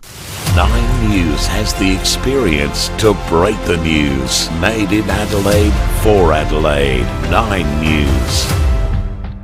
Nothing beats a road trip, so before you do the fun stuff, let RAA do the car stuff. Breakfast on 5AA. David Penberthy and Will Goodings. 22 minutes after 8. Grand final not too far away. 2 big prelims this weekend. The grand final, though, always comes after Grand Vinyl Eve, which is back this year with all of the footy musical favourites, grand final tunes. You'll hear them right here on 5AA. Next Friday, it goes from 7 p.m. to 10 p.m. We'll get you in the footy mood. We'll get you in the spirit for the grand final the next day. All thanks to the great people at Clarity Records, your fully independent record store serving the local music community for over 12 years. Clarity Records, they're at 60 Pulteney Street. Love Clarity Records, just over the road from where we sit here in Hindmarsh Square. And if you've got a record player that you haven't spun for a while, get in there because they'll meet all of your vinyl needs. I'm looking forward to assembling the playlist. We're going to record all of that next week and you know, I mean, there'll be a few obvious ones in there. Probably have to think, you know, contractually you have to play Holy Grail by I the think Hunters so. and Collectors. It's not a grand final otherwise. No, but we'll look far and wide for musical inspiration. 'Cause there's one day in September we want to remember. Since we're talking grand final, let's send someone off. 7 clues we're through now. I actually think this week the clues started getting really generous. Today's a biggie. I expected them to be far, big picture sort of clues. But we've got some stuff that's really narrowed the field down significantly. So if you've got a guess for us, 82230055 is the number. Get calling right now. And look, it could be you that's going off to the grand final with your flights, accommodation, and all taken care of. What a wonderful weekend it'd be. Only better if you are a Victorian getting 4 consecutive days off in the lead-up. Yeah, what about that? Over the course of the weekend. But I tell you what, if you're working or not working the Thursday, you can take the Friday off and your flights or accommodation. You got a pretty good sort of couple of days you're going to have over there for the AFL Grand Final. For sure. Nice not knowing that all the people... Because I'm sure flights are expensive from Adelaide to Melbourne for that weekend as well. Nice knowing that's not your concern. No, You got your tickets, you're going to be sitting in a great spot. Just rock up. Soaking up all the action. Always hope that someone with a bit of an emotional connection to the game gets it, or someone going to their first grand final gets the tickets too. But look, luck of the draw, 8223 partly luck, but partly your own skill at deciphering the clues. 7 of them in total now, including remembering 2 tomorrow. I think a lot of people missed the early one yesterday that was before 6:30. That said, there's enough information to have a pretty scientific guess, I reckon. Now, this is not stab in the dark stuff. We're talking about probably a small handful of people that it could be that satisfies all the clues. We're not recapping the clues yet. I don't think we can today because I just think it's come in such a long way. Let's go to Gilberton. It's where we find Rebecca, who has made it through. Rebecca, good morning to you. Hi, how you going? We're good, thanks, Rebecca. So who do you barrack for? I go for Adelaide. Go for the Crows, so you won't have any stresses on grand final day? It'll be just sitting there watching it in a detached way. Have you ever been to a grand final, Rebecca? No, I've never been to a grand final. Oh, we hope you win. We love it when Have you people get to have you go gotten on. over and watched the Crows at the MCG before? No, I've never been to the MCG. I've been to Etihad before. Oh, wow. Yeah. Well, there's going to the MCG on a cold, sort of windy day in June to play Melbourne in front of 27,000 people, and then there's grand final day, which is just an extraordinary experience. So, have you heard all the clues, Rebecca, or are you having a bit of a stab? I've heard all of them, but I'm kind of down to 2, so I'm having a bit of a stab. And both the people you're thinking, they both fit every clue? Yeah, they both fit every clue, yeah. Okay. Well, it sounds like you've got a 50-50 chance then. All right, Rebecca. Yeah. I know, I don't know what to choose. Okay. All right, far away. We wish you luck. I'm thinking it's Stuart Dew. Current Gold Coast coach, Stuart Dew. Well, 2004 grand final. Kicked goal in grand final. South Australian. Team with White. Yeah. Brush with Alberton. Yep. Oh, sorry, Rebecca. It is not Stuart Dew. He does tick every box that I can. I'm just thinking off the top of my head. I feels like that's a. Geez, the guesses you often get guesses that are real. You get one out of the box that someone, or they've pieced together only half the story. But the last 2 days, I think we've had guesses that really have satiated every clue we've had thus far. So makes it all the more heartbreaking when the people don't get it right. Then certainly does. Rebecca, good guess. Commiserations. Unfortunately, not Stewie Dew. Had a legendary grand final day, of course, when he came back for Hawthorn a number of years later in that third quarter against Geelong, where he just was kicking goals from 60 was just something else. Okay, clue number 8 will be coming. I don't know what kind of clues we've got left. Tomorrow morning, clue number 8 coming up. Another chance to win the tickets. 3 more clues. 3 more clues. Is that what you're thinking? Well, there's 3 more clues to come. Are there? Aren't there? I don't know. What are you basing that on? Well, what if it goes off tomorrow? Well, yeah, that's true. Hey, listen, I don't get invited to the meetings, all right? Oh, no, you get invited. Forgive me for not knowing anything about how the competition works. 28 minutes after 8. Learning something new is the best WEA to meet new people. From the budding sommeliers to the parlez-vous Frenchish to the occasional chefs, learn it local and meet like-minded people at WEA. Browse hundreds of courses. Visit wea-sa.com.au. Introducing Nissan Future Value Business Plus, a new fleet finance solution for small to medium businesses offering competitive weekly repayments, including the cost of scheduled servicing for the loan term. Available now on the Nissan Navara SL 4x4 Dual Cab Auto with more models to come. Plan confidently for the road ahead with Nissan Future Value Business Plus. Visit nissan.com.au/business plus or contact your local Nissan dealer. Approved ABN registered small to medium fleet applicants of Nissan Financial Services. T's and C's and exclusions apply. See out the year with some fresh window furnishings from Rundle Blinds and Curtains, Adelaide's premier window furnishings company. For a limited time, you can enjoy 20% off all blinds, awnings and shutters and 10% off all custom-made curtains. Rundle Blinds is Luxaflex's most awarded store nationally, winner of the prestigious Gallery of the Year no less than 5 times, which is an outstanding result. So Ian, Sam and the team, make sure you ask for them. They'll take care of you to ensure you get the perfect results to suit your home and lifestyle. Plus, right now, you get 20% off all blinds and awnings and shutters and 10% off all custom-made curtains. Visit their showroom at Kings Park, call them on 8274 1210 or check out their excellent website, rundleblinds.com.au. Rundle Blinds and Curtains, your local award-winning Luxaflex gallery dealer. Think this is just a hose with holes in it? No way, Jose. This is Pope Drip Ease, deceptively clever irrigation made right here in Australia. Drip Ease drips drops onto plants precisely with a low, slow flow. So there's less runoff and less water wasted. Whether watering your flower beds or veggie garden, Pope Drip Ease will make it a breeze. A better way to water is a Pope. Can I have a flat white to take away, thanks? Sure, that'll be $10. Sorry, but the cafe down the road has the same coffee beans and the same milk for only $4. Yeah, well, ours is $10, Dal. Ah, I see. Should have gone to Specsavers, because whether you're buying coffee or hearing aids, you shouldn't have to pay top dollar for top-of-the-range features. Book a free 15-minute hearing check today at specsavers.com.au/hearing.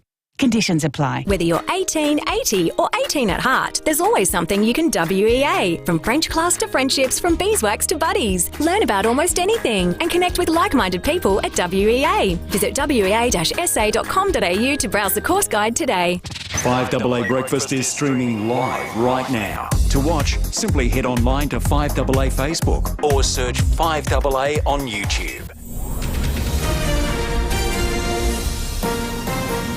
This is Adelaide's 5AA. Partly cloudy and 20 today with the 8:30 news. I'm Mel Usher. The X in Physio Extra stands for X Factor, keeping you on the field during the finals. PhysioExtra.com. King Charles could visit Australia on a royal tour in 2024. It would be in addition to a trip to the 2026 Commonwealth Games in Melbourne. Prime Minister Anthony Albanese says he'll discuss the visit with the new monarch when he visits London. Charles will have a standing invitation to come to Australia as our head of state. He, of course, is very familiar with Australians and he'd be very welcome here. The Queen is lying in state at a cathedral in Edinburgh. Clinton Maynard has more. Thousands of people have been filing past the Queen's coffin inside St Giles Cathedral. Most walked through bowing their heads, others shed a tear, all showing deep respect. Her casket was brought to the cathedral during a solemn procession with King Charles and his siblings walking slowly behind, watched on by thousands and thousands of people. King Charles has also spoken in the Scottish Parliament after addressing Westminster, where he told of feeling the weight of history.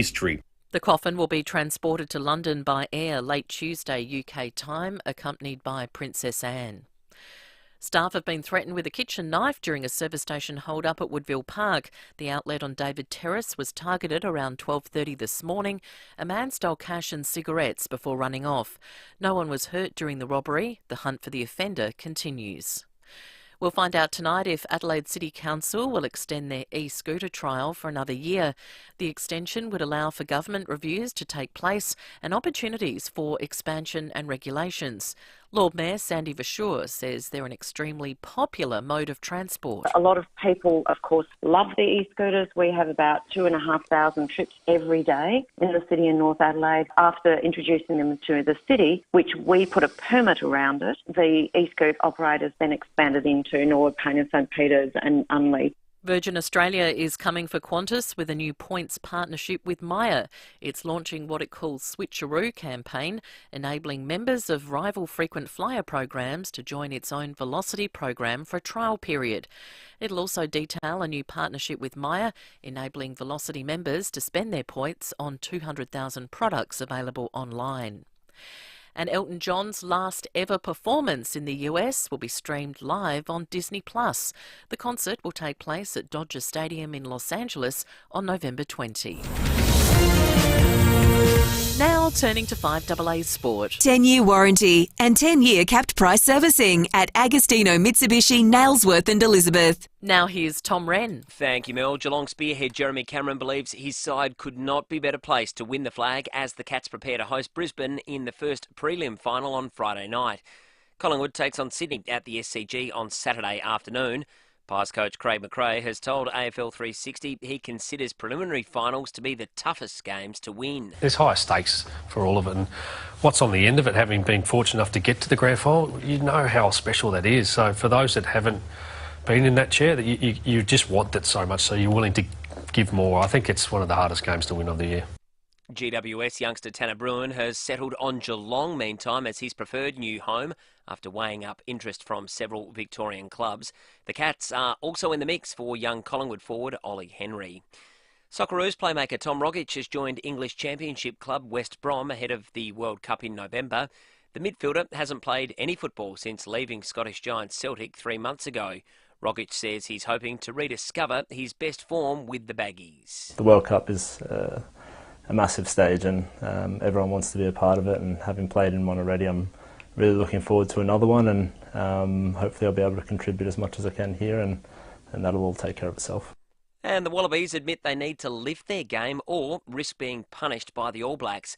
They're preparing for the Bledisloe Cup Series, which begins in Melbourne on Thursday. And that's the 5AA Sport. Now checking 5AA traffic. Wingfield, due to works, the left lane of the north-south motorway is closed outbound. That's near Grand Junction Road. Speeds reduced and slow going at the moment. Hawthorn burst water main causing delays on Belair Road near Princess Road. That's down to one lane both directions. And Kangarilla Road, damage on Kangarilla Road near Sand Road following a crash. It's down to 25. Busy at the moment, South Road at Mile End with the camera, Doothie Streets at Unley. Journey to Middle Earth with the brand new series, The Lord of the Rings of Power. Watch now on Prime Video. Start your 30-day free trial with Prime Video today.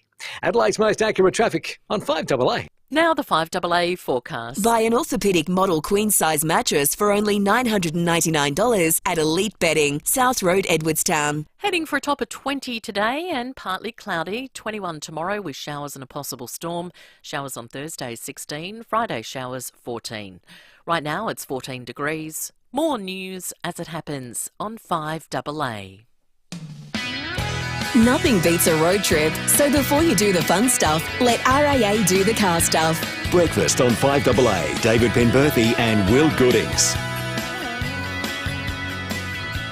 24 to 9 behind closed doors coming up very shortly. The next story inspired fun conversation we had with listeners earlier this morning about what you should have named after you, because Professor Nicholas Spurrier has been immortalised in bacteria form.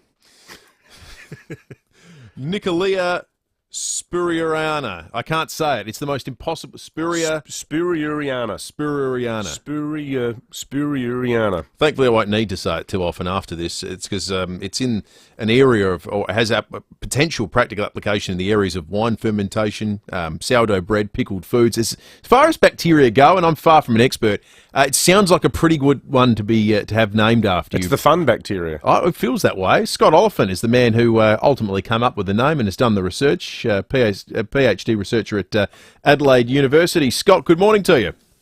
Hello, how are you? We're good, thank you, Scott. So when you broke the news to Professor Spurrier, did you say, look, we're going to name you after a bacteria, or rather, we're going to name a bacteria after you, but don't worry, it's a really good bacteria that everyone likes?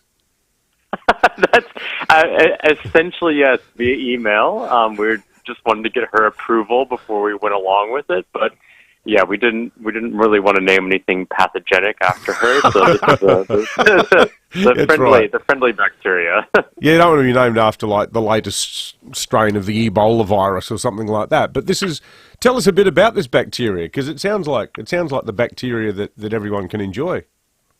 Yeah, so this one's very different. Essentially, we don't know a lot about it yet. We've classified it, but in terms of applying it, that research is happening now. But it's related to bacteria that are used in sourdough bread fermentation, probiotics, and used in winemaking. So we're pretty confident it could be used for one of those industrial processes just by its genetics. Yeah, right. So how is it different from, like, correct me if I'm wrong, but from memory, isn't the original sourdough starter that is traced back to San Francisco, that is a standalone bacteria, is it not? Yeah, typically it is, but, people are doing indigenous sourdoughs now, right? So they're almost artificially selecting for what would be, in the native environment, or, if it's been vectored around the world, it still could be the original sourdough strain. But, you can implant bacteria. I mean, this is how we make cheese. All winemakers are generally implanting bacteria in to make red wine. So it's important industrial process. Yeah. Now, you named it because of the... my understanding, Scott, is that the conditions that we were operating in South Australia, where the virus was largely being kept at bay, that is COVID, and some think businesses could continue, it was sort of as a token of gratitude to Nicholas Spurrier that you guys could still operate and still study at this time. Yeah, that essentially was it. I mean, we really appreciated her sort of scientific focus on handling the matter before we had wide access to vaccines. And so, just watching friends in America suffer through this while we were, relatively doing a bit better was, I think, quite fortunate for us. It's hard to see sometimes, but yeah, that's our opinion. Yeah. It's a worthy honour. So tell us a bit about yourself, Scott. How long have you been in Adelaide? Where are you from in the States originally? Yeah, so I grew up in Colorado, did my master's at Johns Hopkins in biophysics, and then did a big pivot into wine microbiology. So doing my PhD here, moved to Melbourne, about 4.5 years ago, and then started the PhD in Adelaide late 2019. So this project is actually part of the lab's broader project. So Professor Vladimir Zhirnek is looking at indigenous microorganisms that can be used for various fermentation methods. So this is, really the start of things for this project, but it's part of a more ongoing effort to look at Australia's... Sorry, go ahead. Yeah, I was going to say, Scott, for someone who is not originally from here, you've got a very apt scientific surname working in South Australia. Are you aware of Sir Mark? Yes. Any relation? No, unfortunately not, but I get it all the time. He didn't visit Colorado 60 years ago and bump into one of your forebears or anything like that? Look, I think our ancestry is quite messy in the family, so it's certainly possible. Are there any rules, Scott, when it comes to naming bacteria? Yeah, there are, unfortunately, and this is the headache. I'm not in the, English language department or, Latin department. That is foreign to me completely. So we had to have a Latin professor interpret some 80-page document that was set up by a bunch of people who are involved in naming species. I mean, that was a headache. Wow. Luckily, when you're doing names, so after people, it's pretty simple. But when you're doing description, so we have other species names in that paper, they get really complicated. We had a lot of corrections that needed to be made on more complex naming. And I think that was one of the hardest bits. Yeah. So there's someone whose expertise is in the Latin naming of things and that you have to sort of consult with. Oh, really? Yeah, and there's an ongoing, it's like a committee that basically defines and rule. It's almost like a little monarchy of people that basically go through and hold these rules and update the rules as time goes on for how things need to be named. It's very official. Back in the day, you used to have to write your species description in Latin. You'd have to translate the whole thing. Paper. Yeah, essentially. You're kidding They me. wanted description in Latin. They've waived that, and I can't remember how many years ago that's been, but yeah, it goes back to the original scientific classification that was used for species. Wow. Extraordinary. Well, maybe it was an easier task for them just to have to work in a little bit of Latinese around Nicholas Spurrier. It's a lovely tribute, and it sounds like a fun bacteria. Scott, really appreciate your time, mate. Great to chat with you. Yeah, absolutely. Thank you for having me on. Good on you, Scott. Scott Oliphant, who was Well, discovered, I guess, is the turn of phrase. This bacteria that will be forever named after Nicholas Spurrier. I want to talk to the Latin guys now. Isn't that a great scene in Life of Brian? Romane Saint Domus. Romans go home. Conjugate the verb to go. It's terrific. Would have been a big day for the Latin guys because I can't imagine they're normally flat chat. No. In a modern application sense. You know, they knock on the door, we've got something for you to name. And you know, we need a ruling on this.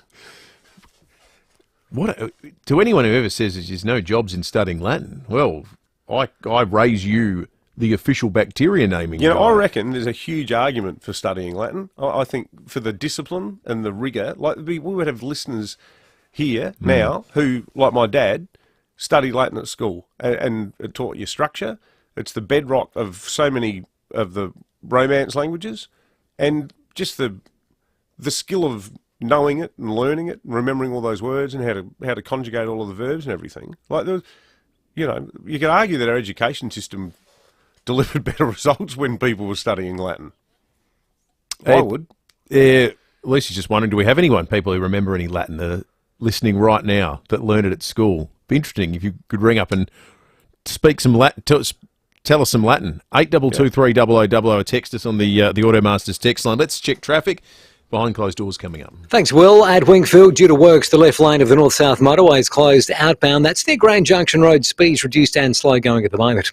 Hawthorn Burst Watermain also slowing things up. Belair Road near Princess Road got one lane out of action, while at Fullerton, intersection works are continuing Cross Road at Fullerton Road. Busy right now, the Salisbury Highway at Elder Smith Road, with the camera to look out for Fisher Streets at Fullerton. Adelaide Central Market is open. Shop Tuesday till Saturday with 70 traders under one roof and easy undercover parking. Our market, always Adelaide Central Market. Adelaide's most accurate traffic on 5AA. Is it possible to create tomorrow's car today? Hyundai believes so.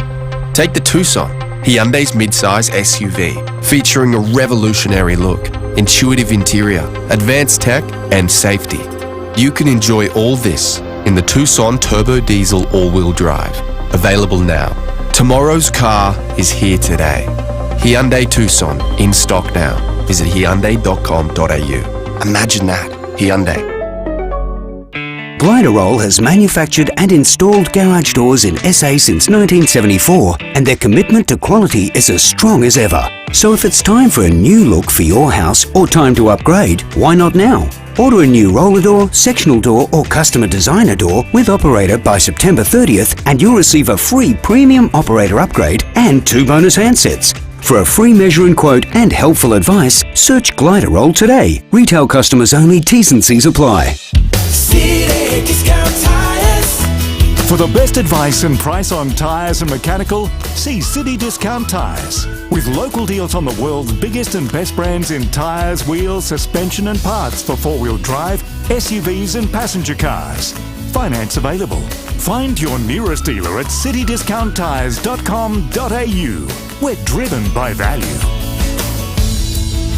City Discount Tires. G'day, it's Mark Bickley. For most business PC brands, a 4-hour service guarantee means they'll call you back in 4 hours. But at Leader Computers, a 4-hour service guarantee on Leader's business range means they'll come to your worksite and have you back in business inside 4 hours.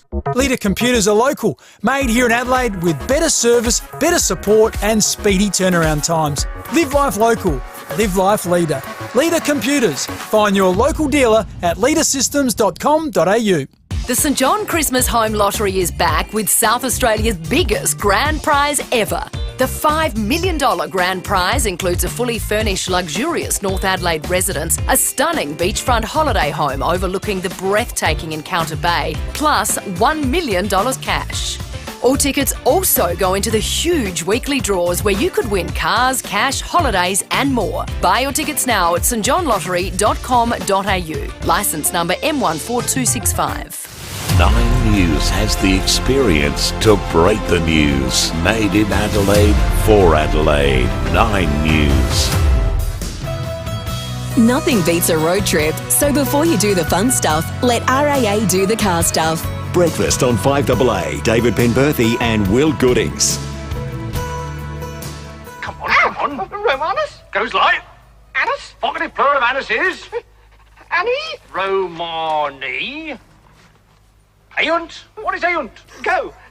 Conjugate the verb to go. Here, eo is it, imus, it is, ayunt. So ayunt is... Third person plural, present indicative. There you go. But Romans go home is an order, so you must use the... Imperative. Which is... E.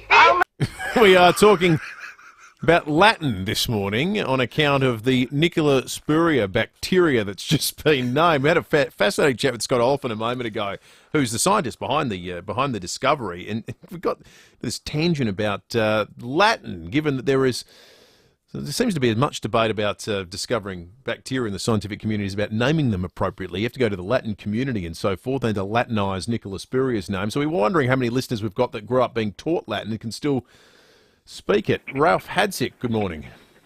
Oh, good morning, guys. I did 5 years of Latin, and then I proceeded to become a mute cat. But I still like using Latin in the modern term. So if I said to you, "Cue tintinuntius meus sonat," what have I just said? You killed Caesar. No, darn. Something about hearing? No, darn, there goes my mobile phone. Thank you, Ralph. That's something. Trevor in Seaford, good morning. G'day. There was a bloke, there was a deputy principal at Unley High School in the 60s, and he wrote the Latin books, J.P. Giles, and it wasn't for Justice of the Peace, it was James Palmer Giles. And the book there was about A4 size, about 200 pages. And he was a great teacher and a good man. And so as a Catholic, you could learn what the priest was saying because it was all in Latin. Yeah, absolutely. Absolutely. Good call, Trevor. Thanks for that. Getting a lot of texts about it as well. Jane with a Y says, "Hey guys, amo, amas, amat. I did a year or so of Latin at school in Scotland. That's the only thing I can remember, and God knows what it means. Doesn't it mean I love, you love, he loves?" I don't know why you're looking at me. What would you like to have named after you, Will? I don't know. There's a native plant that sounds like it's been named after you. Really? Goodenia. Really? A goodenia. What are its characteristics? It's like a nice little creeper, waxy green leaves with yellow flowers. I've always wanted to be known as a nice little creeper. I'd like to have a grevillea named after myself. Okay. There's hundreds of grevilleas. A Davilia. Grevillea pemberthiana, it'd be. All right, let's talk about the fuel situation out there at the moment. Fuel Watch, thanks to the free MyRAA app, where you can find the cheapest fuel in an instant and download it for free in your app store, wherever you get your apps on your particular device. Petrol's starting to creep up toward the $1.80s. That's bad news. The good news is you can still get it cheap in a lot of places. The ex-convenience Port Road High Marsh, $1.43.5. The OTR Seacombe Road Seaview Downs, $1.47.9. The OTR North East Road Modbury, $1.47.9. The cheapest diesel is at the United South Road Melrose Park at $1.91.9. Question without notice. When's the excise back on? In the next month. Yeah, it's weeks away, isn't it? Yeah. So $1.80 will be $2 soon. It'll be over $2. Yeah, it's going to be a nasty hit to people's hip pockets when that one comes back on. All right, let's go behind closed doors. Thanks to Aussie Fast Transport Solutions, interstate freight distribution, warehousing, and local Adelaide couriers. Call Aussie Fast on 13 13 64. And when we get behind The FIVEAA Gardening Show with Mike Keelan and Angie McBride. Yes, here we are again, Michael Keelan's Gardening Show, and good morning, Michael Keelan. Right, morning, Angie, and not a bad-looking day. Some spring sunshine coming through every now and then, and probably a good day to get out into the garden. Yes. Maybe plant some veggies just in time for your summer feasts. Oh, yum. Well, we're going to talk to Lee Pretty John about his veggie of the week. Oh, right, yeah. Well, Lethal Lee will have some great ideas for us. In fact, he's ready now, Michael. Oh, right, Lee Pretty John. How are you, Lethal? Good, Michael. Angie, how are you? Good, thanks, Lee. Now, did you ever meet the Queen, Lethal? I did, Michael. couple of years. I shook her hand at Garden Week, and she commented on the marigolds. Oh, right. Yeah. What sort of conversation did you have with her? Oh no, she just shook my hand and moved on. Oh. I think my voice might have frightened her. Yeah. So, what veggies have you got for us today? Well, look, Michael, it's too cold in the garden to plant spring veggies yet, so let it go for 2 or 3 weeks, and in the meantime, get your soil ready. Right. So, even though it's springtime, it's not the right time yet. Well, no, the soil hasn't had time to warm up yet, so leave it for a couple of weeks. Couple of weeks, right? Yeah, or even a bit less, maybe Thursday week. Thursday week. Yeah, that'll be the 22nd. That'll be the spring equinox. Right. Try planting your veggies around then. The 22nd. That's the date those idiots think is the first day of spring. Yeah, that's the one. The soil should be warmer by then and perfect conditions to plant your veggies. Right. Oh, that's why they do it. He's like a dog with a bone, Blake, isn't he? One of his favourite subject matters, that's for sure. 29th of September, the fuel excise suspension ends, so it goes back on. Peculiar, it's not sort of the start or the end of the month, it's the 29th, so we're 16 days away, so time your fuel consumption habits accordingly. If you're There'll be some queues on that day. Yeah. Well, Knowing it's people going to just been jump going nearly crazy. 25 cents a litre the next day. Yeah. That's a good point. We've got to remember that. It'll be like the heady days of mixed scorpos. 5 to 9, in about an hour and 2 hours, the Emmys will be taking place. The Microsoft Theatre in downtown Los Angeles, California. The big shows with nominations. Succession, HBO's massive show that's definitely not based on the Murdochs, has received 25 nominations. White Lotus has 20 nominations. Ted Lasso on the comedic side of things, 20 nominations. The Australians that are up for gongs include South Australia's own Sarah Snook for her role as Shiv Roy in the Succession. Murray Bartlett from Sydney had got a nomination for his role in White Lotus as the hotel manager. Oh. He's just superb in that program. That is the best show, I reckon, since Breaking Bad. White Lotus, Yeah. it's fantastic. It's incredibly good. It's great television. Toni Collette also has a nomination for her role in The Staircase. The Emmys have become a casualty of the modern nature of consumption and TV releases, where once upon a time, TV shows used to just get released so that they would have a good run-up to awards season, and this awards season would relate to the previous season of a show you'd watch. But now, shows just get dropped whenever because they largely come out on streaming services, and the whole fragmentation of the marketplace means that some of these shows are being nominated for a series that was halfway through last season and got a nomination then. The thing that's common to all of those shows, and I think this is where a lot of people find it infuriating, is that not one of those programs you mentioned has ever been on free-to-air television. That's true. That's true. None of them. Not a single one of the award-winning, so the prestige TV. Yeah. And none of them. So there's some peculiar stuff where Squid Game, the big Korean language program that took the world by storm a year ago, got nominated last year and this year. There's still only been one season, but it fell between the two seasons. So in this peculiar world now, the award show's kind of in this sort of nowhere land. So it's I a bit gave hard up to on keep. that after four shows. I just thought, I get the general gist of this. It's just repulsive. I'm going to watch a cooking show instead. I need a bit of Mary Berry. Different to speeds. Reprogram Different my brain. speeds, your cooking show to the old Squid Game. But that's taking place a little bit later today. So we've got at least three. The idea of a cooking show that combined elements of Squid Game is terrifying. I wouldn't last long if that was the case in the competition or in life. So that's taking place a little bit later today. So good luck to the Australians that are going to be involved in that. Now, I guess the big news out of the last hour too, there's another clue coming up tomorrow morning on 5AA Breakfast, the grand final tickets, because it didn't go off. I feel for our listener that called in from Gilberton who said she had two names in her head. Went with one, it was not the right answer. So there's going to be another clue tomorrow. Today's was a massive one. So get thinking, get Googling, and tomorrow morning it could be you that walks away with those grand final tickets. It's not Stuart Dew. It's not Stewie Dew. Leon Biner's coming up in just a moment, and we will be back tomorrow morning from 6 o'clock. You know what? When I worked at Mitchie's... Keep on moving on, keep on moving on. Go, go, get you some. Keep on moving on. You're watching the 5AA live stream thanks to RAA.